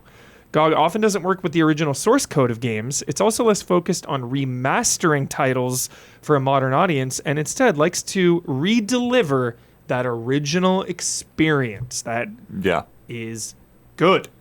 Yeah. Their goal is to make sure games in their preservation program remain playable as long as GOG exists. It's not as easy as it sounds. I wish that they would prioritize. I mean, obviously, there's probably not a huge market for this, but like, I would love it if they put in some energy into putting titles that are like harder to get, like American McGee's They have a Alice, wish list actually, or that you can put in. Yeah, that the audience can put in. Oh. Yeah. Let's spam Kwan, American McGee's Alice, Xenogears. Like, let's hit it. Skies of Arcadia. Xenogears might be a nightmare. Yeah, I know. Yeah. I know, Do Damiani. it anyway. Do you yeah. have to have a PC version at some point? But yeah, so this thing I thought was really fascinating here with this next Yeah, quote. It's like, do it. Hit it. What we found is that the games and how they work has deteriorated way faster than what we thought. We're not talking only about the game not launching. We're talking about more subtle things as well, like the game not supporting modern controllers, or the game not supporting ultra widescreen or modern resolutions, or even the simple things like not being able to minimalize the game, which is an essential feature today. Modern gamers expect to be able to minimalize the game and then to bring it up without issues. Minimalize? Or minimize. Yeah, it's second language. It's okay. Oh, okay. Minimize is what they mean. Got it. DRM free is also not just a tagline for PR. They're saying anti-piracy systems often make the games become obsolete and unplayable. And so a lot of times it's just like some of their work is like digging in and figuring like, how do we get rid of this stupid thing that's like embedded in the code without the Yeah. Or actual like programmers? Yeah, or like you need the manual to type in an actual code Right. hidden in the manual to prove that you own it. It's like no Oh, one has the manual yeah. anymore, Charles. You I remember that. remember that kind of stuff? We're the future, Charles. Not Not them. Back of that metal. And then another part of this, Hubers, they're saying finding out like who holds the rights to some games is just as hard as getting them running. Oh my gosh. So they hired I a don't private like it. investigator to locate someone in the UK who had inherited the rights to a bunch of games, but that person was living completely off the grid, no cell phone, no online presence. He didn't even know he had these rights because it was just part of an inheritance package. Dude. So they had to track this guy down. I want a documentary about that. Wait, Needs some to be a random Knives guy Out plot. inherited the rights to Resident Evil. Not the Resident Evil. They're just talking about some of the other Oh, games that they were okay. working on preserving. I was like, that's a plot to a Resident Evil. Seriously. That's crazy. And then they said they're not worried about competitors. Whoever makes sure that these things are happening is good. And there's more, including a full 30-minute video of the interview. So head over to The Game Business to check that out. So great. So great. Yeah, I One just more- saw that one more Silent clap Hill for 4 GOG. is on there now, too. Nice. Crazy. They're doing Yeah. such awesome work. But yeah, between Atari, Night Dive, and GOG, making this entire industry a better place in my mind. It's also crazy when, like, I know this was true, I believe, of the Blade Runner. The remaster. Well, the Blade Runner game, some people had some problems with the remaster because they had to recreate everything from scratch and like ran out of money or whatever it was. Right. And people are saying that like when you buy it on GOG or whatever, you get both versions, and they're like, play this kind of like community modded original maybe over the new remaster because it's kind of better. Like, Right. and I'm Very like, that's cool. fascinating. Yeah. Especially with that game because it's so complicated. Sorry, like every siren in the world happened right now, but yeah, they're doing good work over there. Yeah, that rules. Oh, so good. Yep, you can play pretty much every single Resident Evil on modern systems now. So yeah, really, Is it really s- sweet. Is And it all the still mainline owned ones. by who owns GOG? CD Projekt, or is it? Yeah. Crazy. That's basically how they started, was because when Poland, came out of the Soviet Union, basically there weren't copyright laws for a while. And so like people didn't have like official versions of games because it was impossible to sell games when you're competing with pirated copies. Yeah. Right. And so CD Projekt was like one of the first companies to like, no, we're actually going to make localized, nice boxes, all of that stuff that you would expect out of PC games in other territories. Oh my god, they even have like a category for these mods now, like the Vampire the Bloodlines unofficial patch, which I've said this before, but when I bought Vampire the Masquerade Bloodlines on Steam, it just wouldn't work, and I Yeah. had to go to a crack website just to get a patch to make it run. But now GOG just has it, and they have a version that just runs too. Yeah, that's I appreciate the thing. it. Yeah, that's the thing that they. I I did the appreciate same it. thing with Fallout. Like I bought Fallout games on sale on For Steam, sure, and then like yeah. I booted it up, and like the colors on the opening cinematic were all botched, and like okay, and I found out that they just work on GOG. I'm like okay, buy it again, I guess. Isla, would you That's like so to good. hear the open critic for Vampire the Masquerade Bloodlines 2 Is that out? in 4 days? How have we not gotten a code for that? 4 days away. Would you like to hear? Hang on, let me guess. Yep. I mean, since you're bringing it up, I imagine it's either shockingly good or very low. 42. Better than that. 65. Oh, 64. Woo! How many people have reviewed it You're right already? Yeah, PC that gamers seems in there, like I a break guess. of Quite a streak, bit. Dave. 25. Yeah. Okay. The good news is that PC Gamer gave it a 78 out of 100, which seems good. I'll IGN, take a swim in. 7 from IGN. That's good. But my I'll other take a swim in. But my other favorite, Eurogamer, 2 out of 5. Eurogamer goes hard on those They go things. hard. They go hard They go hard. sometimes, Yeah. for sure. Well, yeah. So there it is. Why didn't they send us one? Don't I you mean, know I think who I have am? I think I have an update on it. Let me see where. We don't have to litigate this on the air. Next, all right. Yeah, they're just very limited. Basically, is what it comes down to. Oh, dude. Yeah, I don't even think games. Oh no, I think games. You weren't in the top. Medium 25. fries, dude. Medium I mean, I think we fries, had our meeting dude. late, so I started on that stuff late. So All right. Also this week, Bloodworth, we have some distressing and shocking news right at the top. yeah, unfortunately, Tomonobu Itagaki has passed away at 58. So wild. Famous director who formed Tecmo's Team Ninja. He was best known for the 3D Ninja Gaiden games, as well as Dead or Alive, and seemingly always wearing sunglasses. It is trademark sunglasses. Yep. Yeah. He's largely been out of the public eye since releasing Devil's Third, but he has been reportedly spending a lot of his time helping advise and mentoring younger talent over the last decade. So That's yeah. cool. Oh, That's a bummer. just out of nowhere. I know. I woke up to that news and it was just so shocking. 58. Yeah. Yeah, I know James Milkey and finally got to meet him in person at TGS, and he was really close to Itagaki, so he's trying to put together something special to remember him. Yeah. Yeah, pretty much, the main credits are, Dead or Alive and Ninja Gaiden. Devil's Third. In 2020, his last credit, he was the Supreme Advisor for Samurai Jack Battle Through Time. That's so cool. That was That's a hell of a title, dude. Yeah, that was 2020. And then the first credit of his is the graphic engineer in 1993 for Tecmo Super Bowl. Nice. So really cool. Nice. Yeah. We mentioned it earlier, but Battlefield 6 hit 7 million in 3 days. Also, Clover Pit, 750,000. That's That's awesome. wild. I That love is that. so awesome. And No, I'm Not a Human is at 500,000. So That far. is also awesome. Yeah. Damn, I gotta play that stuff. Same. That's like it's a couple hours, right? Only. It's about 2 hours for a run, but there's Okay. 10 different endings. So I'm gonna definitely do my I would first definitely run. do more than one because you Halloween learn so much the night. first time. Yeah. Halloween night. I'm gonna do a run. Yeah. Hell yeah. I've done 4 endings, I think, now. Sick. Yeah. This is really cool. Matt Leone, formerly from Polygon, has launched a new site called Design Room, focused on in-depth oral histories on games. I can't imagine like the months it must take for one of these. Yeah. Whoa. The first one is a wonderful piece on the development of Shadow of the Colossus, compiling interviews with 14 different people involved with the game, including not just Fumito Ueda, but also producer Kenji Kaido, Sean Layden, Shuhei Yoshida, tons of other folks. Like what were people in America thinking about this game? What was the market in Europe thinking about this game?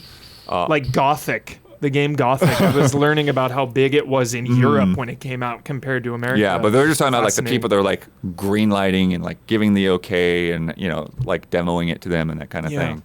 And then also like finding little ways to like buy Ueda more time, that kind of thing. But one great tidbit in there that I shared with you guys earlier this week is that Ueda said one of his inspirations was Battlefield 1942. Iconic. And he originally envisioned Shadow of the Colossus as an online multiplayer game, so thinking more like Monster Hunter in a way. Yeah. There was there's beta footage of that. Yeah. It's cool. It's really hard to stress how insane that was when it came out. Battlefield 1942. I mean, just leaps and bounds ahead of pretty much everything I was playing, and just how immersive it was. Here's the thing, Huber. It was leaps and bounds ahead of the PS2. Yeah. So they realized that, like, oh yeah, we can't make a game like this on the PS2. We don't have the online infrastructure to make it work. God, I always talk about the 2000s, how far ahead PC gaming was. It was like, oh my God, just some of those versions of games, so superior. So you can check that out at designroom.site, SITE, and give them a sub for whatever they do in the future.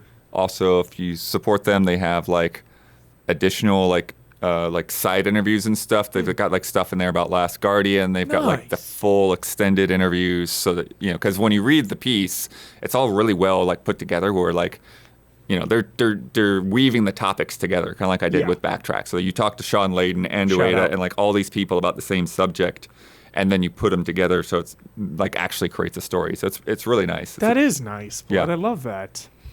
Next up, and that's Design Room. Designroom.site. Yes. Check that out. Yeah. Next up, roll this. The City of Final Fantasy is coming back. No. Wait, are we Cydia Duellum Final Fantasy? Get ready for this is lightning. Pull the rug moment. Get ready for the pull the rug moment. It's got to be lightning because we're in like Paris, right? It's only on phones. It's another mobile game. What are they doing? What are they insane? Kane from Final Fantasy IV is wearing a fedora. I don't understand what this game is. Damiani, tell me what's happening. It's because they want the characters to have outfits that are from like the reality, from like modern day. Yeah. So like they Louis have Vuitton, costumes dude. Let's that go. are from that. Nothing more modern day than a fedora. Some interesting, interesting she is. picks for the characters. Like the one that I found interesting is for Final Fantasy 14. Yeah, that's Kane. They're going with the Nomura created character of Gaia, who's like based on a character from The World Ends With You, and it's like that character was popular in Shadowbringers, awesome. but like they're not a mainstay character. So I was like, okay, they're just picking a random character now. I was like, okay, but it's a mobile game, and people are just like. A lot of people are just asking for like, can we get like Duodism like ported to like Steam or something? Like, why is what is this? Like, who's this for? And like, this is for the shareholders, Damiani. It's for the shareholders. Yeah. Like, What is it though? It's a mobile fighting game. Yeah, Okay. It's mobile, but like it's I kind of like just heard it was mobile, watched it, and I was like. Well, I'm completely out. I mean, cool that they're doing like modern outfits, but it's not cool that they're doing modern outfits. Come on. People are already posting the mock-up of the end of service message because of how short these dates. How you can go, you find the Reddit post that shows like the entire history of Square Enix Mobile for like regional and like the Japan only market and in the global service market. And you can see in the more recent years, like things barely last a year. Yeah. Like nothing goes like over a year in like the last 5 years. And some of their longest running ones that started like over 10 years ago have like since been discontinued. So it's like, why would you invest in this game when you like realistically in 6 to 12 months, it'll probably be offline. It's like, do you think Lightning will have Louis Vuitton attire? Probably, yes. She's in it, so yes. Yeah, I mean, I saw Tara with a big old pink sweater, like... Yeah, they actually is. She's got a jacket. In there. See that white jacket? Yeah, was it? Cloud's in there. Dude, Cloud and Lightning together. I mean, that's how you sell things. Damiani, that's how you sell this game. Yeah, I don't know. I just want a port of the PSP game, please. Yeah, for sure. That's all we need. For sure. I concur. All right, Blood, what else? 1000 Times Resist is hitting consoles and Game Pass November 4th. Nice. So if you didn't play that because it didn't come out on your platform, you have no excuse now. Did that come out this year or last? No, that was last year on Okay. PC. Yep. Yeah, that's like one of the highest reviewed games, I think. Yeah, no, it's super good story. Yeah. Yeah. Very much a story-based game. But yeah, very, very good stuff. One of those things where like you get like every kind of like little thing that I did every night was like I kept thinking about what the heck, what's happening now. Yeah. Yeah. Roll this. This looks delightful. This is great. Oh my god. RV There Yet. is a new Oh my 4-player road God. trip game. Oh my god. We have to play this, everybody. Yeah, you're working your way through the Fair. woods, trying to get home. Oh my God. Coming very soon, actually on Tuesday. It's from Hey, we have Stream Team on Tuesday. What do you know? yeah, Oh, that my- poll's got to go up. Maybe put that on the poll. It is up Yes, already. Oh, okay. So, yeah, maybe next month. Write in nominee. Write in looks nominee. Good. It looks so good. But yeah, you've got winches, you've got your whole thing falling apart. Everyone is smoking cigarettes constantly. Yeah. And then this developer, Nuggets Entertainment, is in Sweden and includes a bunch of former Coffee Stain devs. Wow. So including two of the previous CEOs. So those are the guys that did Goat Simulator, as well as publishing Valheim and Deep Rock Galactic. So Good stuff. they know their multiplayer stuff. Yeah. It's so wild when I know we've been getting a lot of games like this like for a little while, and it's pretty steady output, but I guess it's just so funny when something blows up like peak, right? Mhm. And then very quickly we see games that are similar.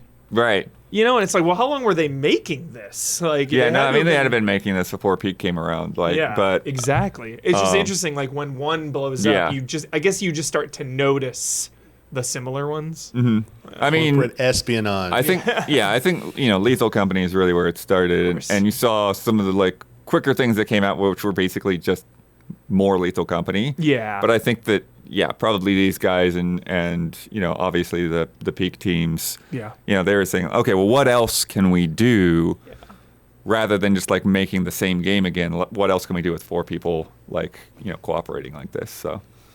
It looks so fun. That is $7.99 with a 10% discount at launch. Beautiful blood. I was just looking that up. How much? $8 coming out on the 21st. Awesome.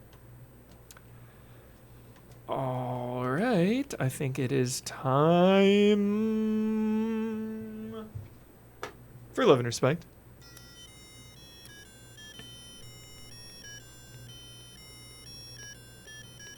Love and respect. Respect. From Brandon Kagan. Hello, everyone. This week, I want to ask you about bugs. Oh.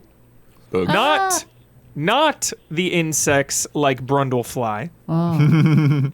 they don't say brundlefly. I just added that. Not the insects, but rather those pesky glitches and or oddities that pop up while playing a game. I just hit credits in Borderlands 4, sinking a little over 90 hours. Might be a bit before I get to that on the podcast. Trying to do everything possible, though, they say, Okay, with a okay. little bit of post-game stuff left to go. All with the exception of a single side quest that disappears as I approach, thus being barred to being able to fully complete the game as of writing until it gets patched. While it's annoying, it has inspired me to ask you all. In the vein of the old game trailers video, top 10 games that fucked us, what are some of the most irritating bugs you've encountered, and why do they still stick with you to this day? I have one locked and loaded if you would like me to go. Go for it. 100% it is the Witcher 3 Dijkstra loot bug. So in The Witcher 3, a huge portion of the game is recruiting people to your cause. Oh, I think I do And remember you talking about this. Dijkstra, there's like this whole big plot line about like hiding money somewhere, and you have to like interact with this trap door thing, and just the door would not work. It would not work. I reloaded so many times, did all these things, looked online, like every single online video is like, yeah, you need to just like hit this and it opens. It just wasn't working. Confirmed online like Reddit post too. Everyone's like, yeah, this one's bugged for me, bugged. So it just didn't allow me to recruit Dijkstra to my cause, and like kind of just changed basically my whole playthrough, my ending even. Right. Because that is a key character. Dijkstra has like a lot of money for that. Yeah, a whole big thing. Yeah, Underworld. Yeah, and it's just like, those to me are, and like Brandon is saying, those to me are by far the worst bugs where you cannot finish a quest, because I love to play my games where I complete all of the story quests. I love to do that. So when you say you already commit, 30, 40 plus hours into a game and you're like doing every single quest, and then there's that one bugged quest you can't do, it irritates me to no end. Yeah. Well, like I said, with that buggy area in Reach, I almost stopped that game because I thought I was at an impasse. It wasn't until like I just try one more time. I've already tried this like 4 times, so I'm going to try one more time, see if I can get through this wall without falling off, and then it worked. Yeah. But I've talked about Fallout 3 a couple of times. Oh, yeah. Yeah, it's like the one time where like my right stick just stopped working, so I couldn't turn. And then couldn't turn. It's so insane. I had to find an earlier save file that was like hours before. And there's also in the same game, there was an area where like there's just one door in like the upper part of the map somewhere. Like I could not open it. Yeah. If I clicked open that door, the whole game would just crash. And I don't know why. Yeah. But I just had to leave that area behind. That's the worst. Obviously, I was reviewing. Playing for review, but recently Silent Hill F, Yeah. I had a weird ass bug that I don't know what I did to make this happen, but there was a thing kind of toward the end, I won't specify really, but like where you had to do some stuff and then you're supposed to go to a place, and I went there and nothing would happen. Like there were characters standing there that obviously like it's supposed to trigger a cutscene as you approach, but it just didn't happen. I could backtrack a certain amount, but like not enough. I found out later that there was a thing that I couldn't even backtrack to that was supposed to have triggered, that would set up the like next couple of dominoes to fall, and that first one hadn't triggered. So yeah, like Blood, very luckily, especially because I was playing it pre-release and I didn't have any information, I had like literally every available save slot. I had a save in it, just to be safe. And luckily, yeah, I had one that was like only an hour back. But yeah, otherwise I wouldn't have been able to beat Silent Hill F, and that would have been a different review. Dang. But yeah, I mean, I assume they fixed that. Yeah, I mean that was the thing that was stressing me out with Reach as well. Is that like there was no like prior save file. It was just like the most recent save file is all you got, and like that's maybe not a good design. That's crazy. Yeah. I'm just stuck on this ledge with nowhere else that I can go. Yeah. This is bugs that like impeded your progress, so you had to like find a way. Just worst bugs, yeah. Yeah, I did. Worst. Yeah. There was when I was playing Spray at Game Trailers, that Wii game. There was something near the end. There was like some barrier I couldn't get past. Only we remember that game. I did had like it like literally spelled out what he needed to do, and I would do it, and it had the checkbox or whatever, or it said it was completed, but it wouldn't open the dumb gate. And no matter reloading, restarting the game, it just would not open. And I had to find I basically just found a way to like get out of like go clip out of bounds, essentially go around it. It was like the game was so poorly coded. I was like, can I just like go around like this and then like jump over it, like you can like push myself over, and I just got over it. It was like it was the path to like the final boss, I'm pretty sure. And I was like, okay, well, I remember going and saying like I beat it, but I had to like use some kind of glitch cheese to get to the final boss because it wouldn't open the objective for me to progress. So Damiani, I was conjuring you in Silent Hill F because like when I was stuck on this bug, because I was trying to clip myself through like a door, and like I leashed an enemy, like I made an enemy like kite up to where it was, and I was trying to get the enemy to like damage, like boost me through where I assumed the trigger for the cutscene was. Turns out the trigger was actually a little farther down the hill, but like yeah, it was.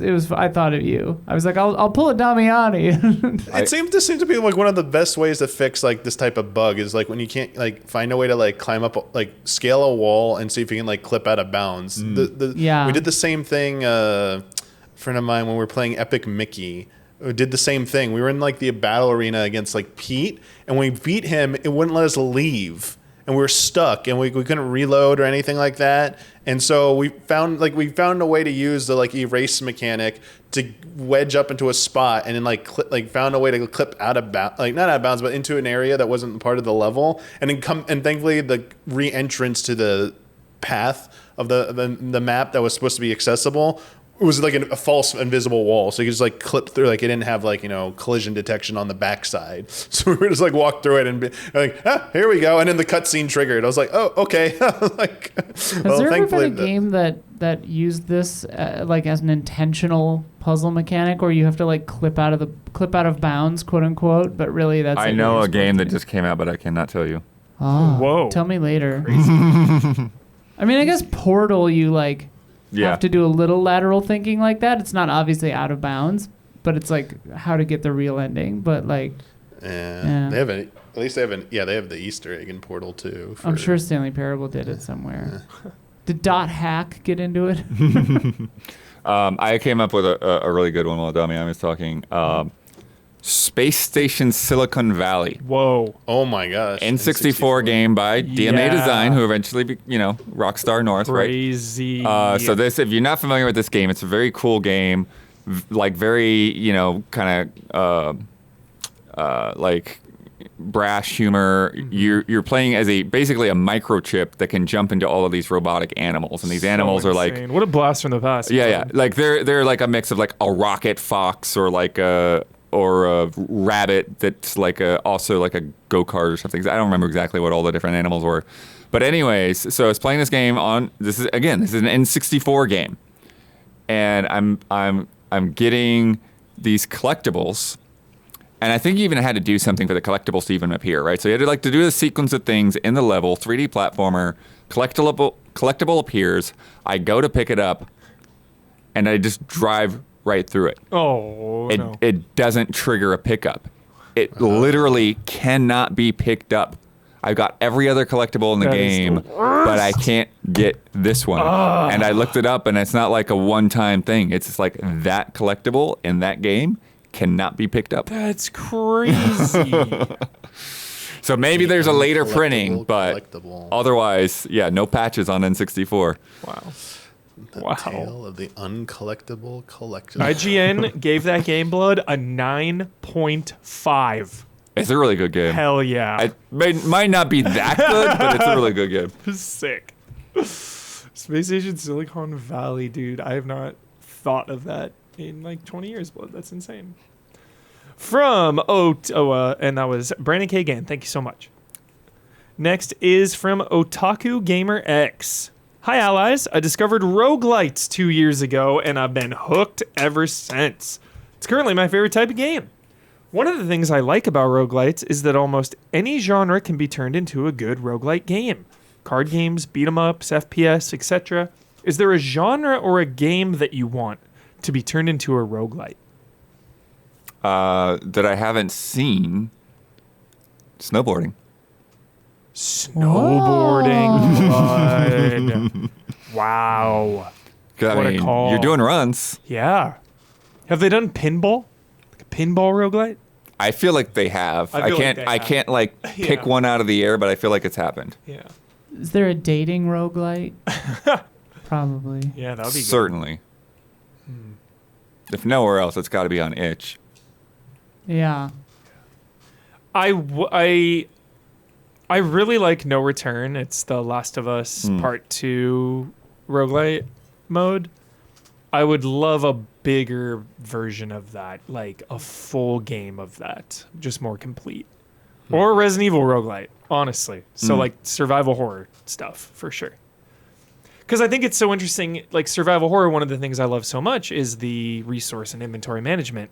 So I think a roguelite of that just would be really interesting. Cool. Any others?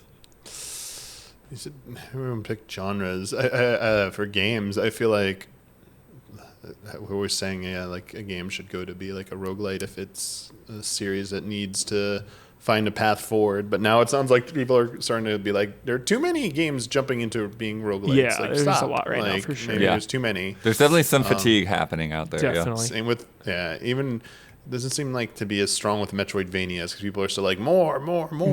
You know, still in the Kylo Yeah, I Ren, think that the you know. Metroidvania is definitely getting to the point where it's like, you definitely need to be doing something elevated. You know, whether it's the art True. style or the controls or something. Like, if you just have a Metroidvania and it's just whatever, like, Yeah. people are not going to be Do excited agree by with that. Yeah. But I don't think people are yet fatigued as long as you're doing something unique. Yeah. You know, to stand out. I want to know how we don't have a roguelite game of Edge of Tomorrow. Live, die, repeat. It's the whole premise. Hell Right? Yeah. Get an Edge of Tomorrow game. Maybe if when the sequel comes out. I know they're still talking about it. Emily Blunt, Tom Cruise, they talk about it. Get They that want sequel. it to happen. Yeah. Edge of Tomorrow. What a fun ass movie, I dude. just rewatched Live, it like die, a repeat. month or so ago. Yeah. Did it hold up, Still good. Damiani? Yeah, So good. Yeah, that one is one I can watch every few years. I can't watch it too often because Yeah. I think I've seen it too many times. It's like I'll just like fall asleep because I'm like, okay, I know, or not asleep. I don't know what to call it, disinterested. Yeah. Where I will just like stop paying attention and second screen it because I already know what's happening, and I'm Yeah. like, I don't care if I miss this. I'm going to do something else because like I already know what's going on, and like Yeah. like and Just then, on like, in the you get to a background. yeah, but it like doesn't always work because there'll be, you know, there are definitely like parts like you don't remember and it's like, oh god, I forgot about that part completely. Yeah. Anyway, that and Oblivion with Tom Cruise. That's another one every like few years I like to watch. Even though that Nice. one was, you know, Yeah, not maybe as good. for sure. Let's play a game.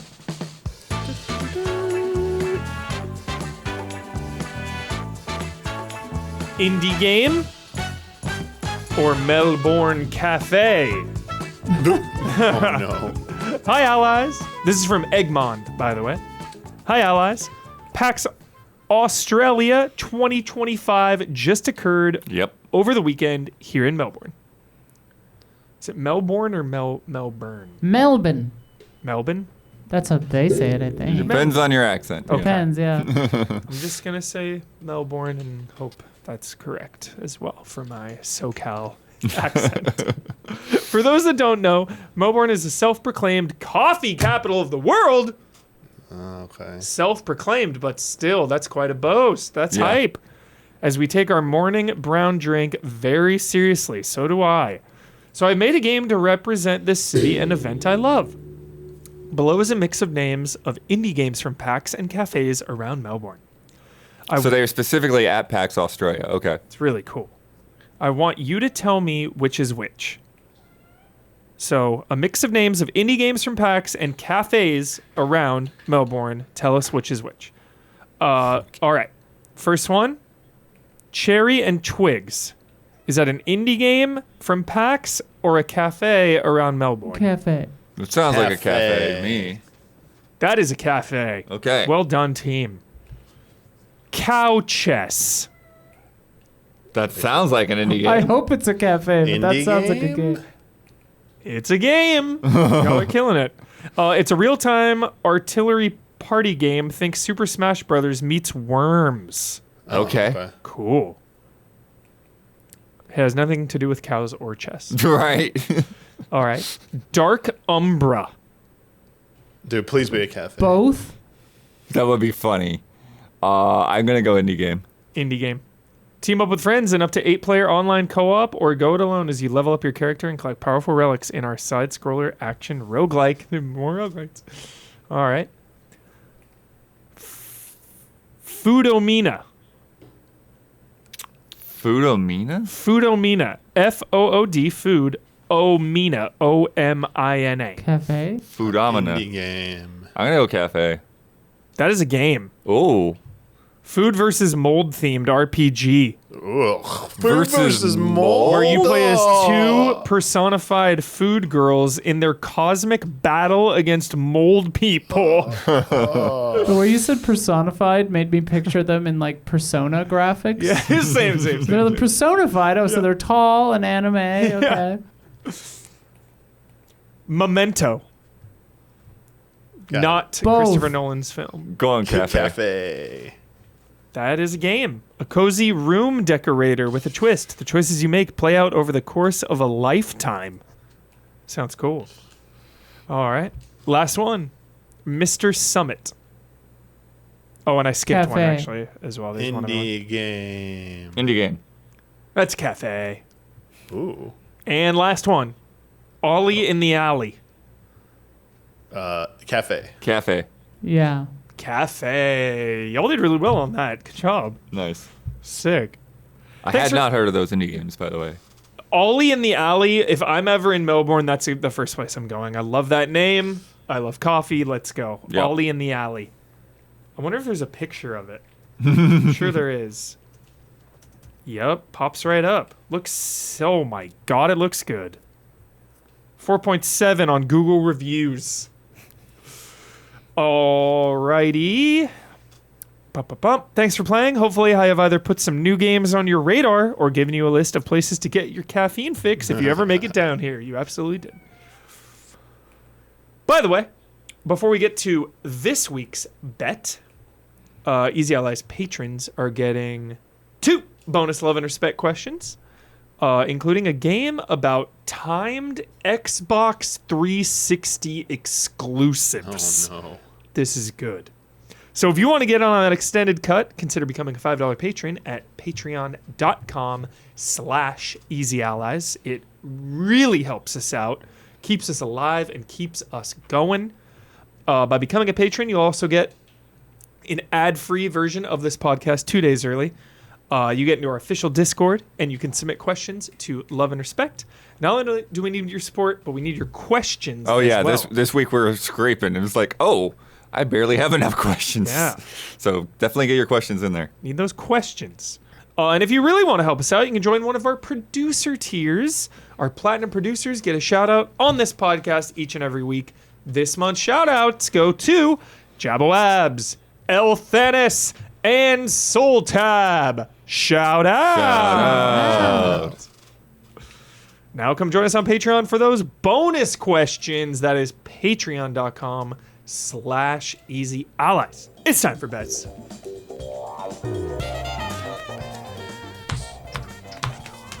This is a co-op produced bet.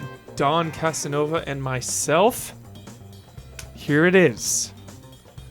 In the launch trailer for Jurassic World Evolution 3, which releases this Tuesday, how many seconds will it take before we witness a full-throated roar? That means like a T-Rex going or something along those lines. So a And dinosaur, we have to see it do it. you have to see it. Yeah. If you Can't just be if off it, screen. Can't if it's a, be yeah, if sound. it's a fade to black and you just hear it and you don't see it, that doesn't count. If it's at the end of the trailer, I guess that would count for infinity seconds. So the high would, if there isn't one, Oh, if there isn't one. Yeah, the Right. end of the Yeah, I was trailer like, would what? be, Yeah, would what's be yeah? at the end of the trailer. That's my question. Is what do I say if I think there will be none? I mean, that's a gutsy bet. you could do that. You could just, Would we say I mean, if you actually bet that, then you get that if it happens. Is there? Would nobody that be said zero that- or infinite though? But no, but if nobody said that, then I would give it to the high. I would But give if it to the Damiani says that, then he gets it. Yeah. Wow. If you guess like 3 minutes or minutes. He doesn't write these down, so he could change it now. All right, no roar. No roar says arrogant No child, roar. God. Damiani. No roar. No, you will not see a roar. What about the wicked worm Daniel Bloodworth? 70 seconds. 70 seconds. Good bet. 110. Yep. The whimsical Scum Isla. Yeah, similar to Blood, I figure they're either going to start with it or end with it. So I'm saying 4 seconds. 4 seconds. These are some intense bets. Mr. Dino himself punished Castellanos Dawn. Oh, he said 9. 9 seconds. Strange Valentine Gabby. 15. That's pretty. 15. I am in a class all by myself here, kind of. I have 47 seconds. Yeah. Nice middle ground. Yeah, I'll take that. That's cool. Alrighty, the bets are in. last week's bet. I hope everyone has been having a really good time with Pokemon Z to A. Mm-hmm. Sophia's been playing the hell out of it. Awesome. We streamed it for like 6 hours the other day, so if you missed that, check it out. Yeah, check that out. I see the general consensus of like it is so good, and we put up with a little jank, but it doesn't even matter. It's fine. It's just so awesome. The and two good. biggest complaints, we're not biggest complaints, but common complaints I've seen are no voice acting and Voice act. flat repeating window textures. Flat repeating window textures. I don't think would bother me. But you never Sophia's know. been bugged by those windows for Really? like a year. Yeah, she hates them. Yeah, she's But, not the only one. She's Okay. obsessed, though. So it's a thing. She's loving it. That rules. Awesome. Well, I hope you've been catching them all, chat. Huber, did you hear about the leaked budget? They leaked the No. budget. It's between. People say it's probably 10 to 13 million. Between 10 and 20 million for a Pokemon game that'll make $1 billion. Wow. So like it all kind of makes sense. Wow. Where I'm like, that's criminally low to make a good video game, but it's genius as a commercial product. Of course. Oh, yeah. You They're the number one. It's what we've always Property. said is like, Yeah. literally they are doing only what they need to. Yep. Which And is it'll keep good selling business. out. It Makes 100%. business sense. Great business. Great Crazy. business. Because it's there are so many. It's not just Pokemon. There are so many things in our life where it's like we just love it so much. But it's and it also- doesn't even matter. It doesn't even matter because we just love it so much. But they I feel also, like Pokemon is I one mean, of the those context too. Like the biggest factors in a budget are time and people, things. Yeah. and so they're putting these things out fairly quickly. Yeah. and they It's don't like Call have of Duty gigantic vibes now, teams. honestly, so it that's feels. really what it comes down to. Yeah. Yeah, Crazy. it's like if you want a better, or a bigger, more budget game, like Yeah. you're gonna need to put in some more time 10 to and some 20 more mil. people. Imagine if it was 50 mil, it'd be like 5 times the budget. And that's still not even like that insane for a Pokemon game. 50 Right. mil. Crazy though. But everyone seems like they're having a blast. So last week we asked how many Pokeballs we would see in the launch trailer. Images only. Damiani said 6. Bloodworth said 8. Isla said 36. Dawn said 8. Gabby said 15. I said 7. Actual retail price is 14. That's a win for Gabby. How are you counting these? I counted. There's a Pokeball right there. There weren't a many for a while. There were like 5 immediately. There was one room. Also, like the belt, or not the belt. those I did that- not count. Those were Okay, not okay. Pokeballs. Come on. But But there's that 2 sign I right there. counted. I did This not is count one? that thing. That's a Pokeball. No, Yes. it's not complete. That's like an arc on a circle. But it's designed after a Pokeball. Yeah, there's a lot of things that are designed after a Pokeball that are very not Pokeballs. Isla, it would take so many to get to your 36 points. I'm not trying to win. I'm just saying that blood was never in favor of the thing I was talking about, though. But like every single one of these chairs is designed on a Pokeball. Like these are all Pokeballs. That I did miss. See? Uh-oh. That I didn't These are catch. 100% Pokeballs. Oh, are we about to 1, 2, screw 3, Gabby 4, over? right There's here. 4 there though. The shoes. Oh no, they're not. Actually, I think Gabby's chill because she has the medium high. The next closest is well, Isla with that's 18 36. then. Yeah. But I did catch there's a room that has like a Quite a- wallpaper that has a bunch of them. Gabby has a nice did margin count for that. error here. A nice margin. Like we would have to see 10 more for That it was to. one. Oh yeah, I got that. Okay. There was one on the. Go back. The garbage. Look at the garbage can in the back. Hold on. Keep going in the alleyway. Hold. The Hold on. windows are obviously a motif, but Wait. Where was it? There was like an alleyway. There it is. yeah. See there's that one one? on the garbage can. It sort of looks, but is Oh, it? that's 100% a Pokeball. In that alleyway. That's a lockdown Pokeball. Dude, look at this. Look at that. Oh, wait. Is that? No, that's a recycle. but it's a red. It's red and white recycle. Wow. It's, Okay. What a close It's one. pulling very close. But yeah. Okay. It's Okay. inspired by Pokemon. But look, that that has one. that symbol's back Oh. there, so that's 5 new ones. Okay, Okay. So we're up to 19. See, we can't have blood do these, man. 19. That's Gabby another one? still has it by far. Where? How do we? Fuck. Hang on. Oh. I mean, the chairs are It's in the really background tricky. right there. Boom. Oh, okay. Okay, so we're 20. Okay. The bed is compromised. No, we're this is the least All these compromised because we're windows- all here live. No, But not they- the windows. No, but they're inspired. I'm saying. We're all but here. They don't count. I wouldn't count them either. But I I'm was just saying surprised they're I couldn't inspired. find any in Yeah, that's all this. crazy, blood. That was the wallpaper I was telling you. See the top right? Yeah. There was Oh. like 5 and 1, 6 2, in there. 3, 4, 5. But those already 6. counted. Yeah, we already counted this. These? Yeah. Okay. The previous shot, I think. Hang on. Oh, No. I wouldn't count Nah. that.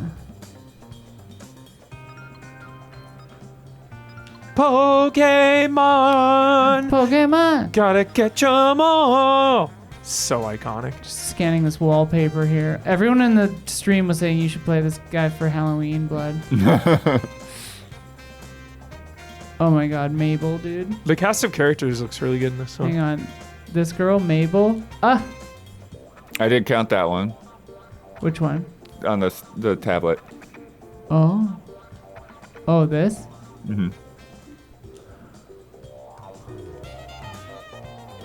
Nice. This is riveting content. It's such a chat. You know it is. They love this shit. Who's gonna It's get probably the not great for It's listeners not great right for now. listeners. Sorry, Yeah. listeners. Listeners, we hope you've been enjoying Easy Allies content. We love you, and we also hope you've had a nice October. And I did get the you're- ones on the boxes. Yep. Whether you're watching baseball. Okay, so we're or- up to 20, right? Yeah, I would say Horror like movies. 20 probably.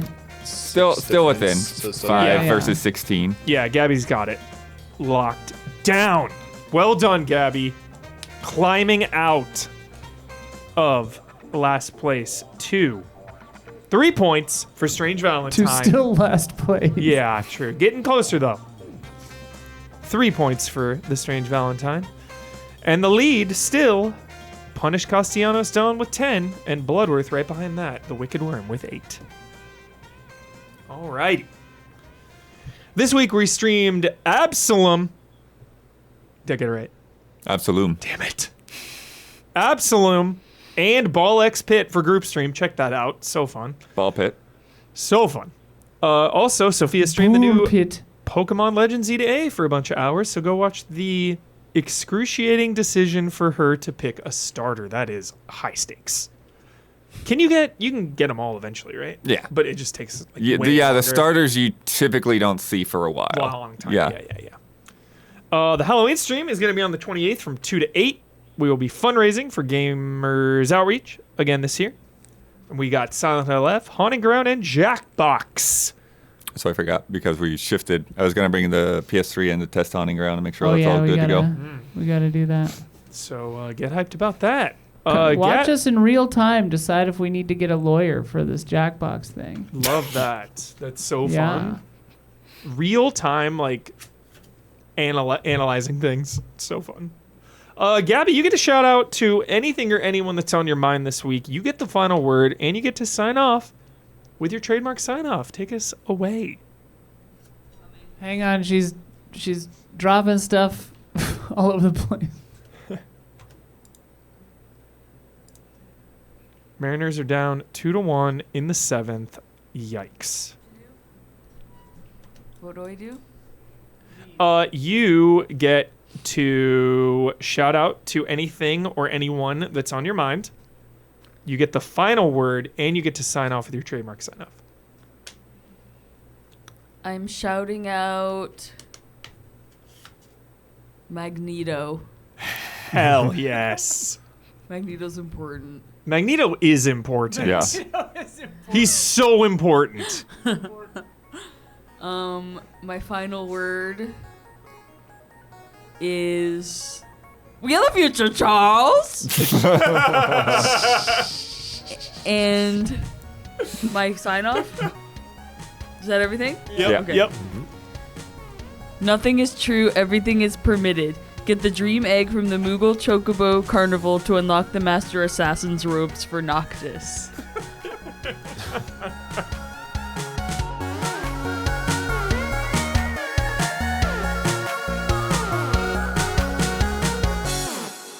Depth reception.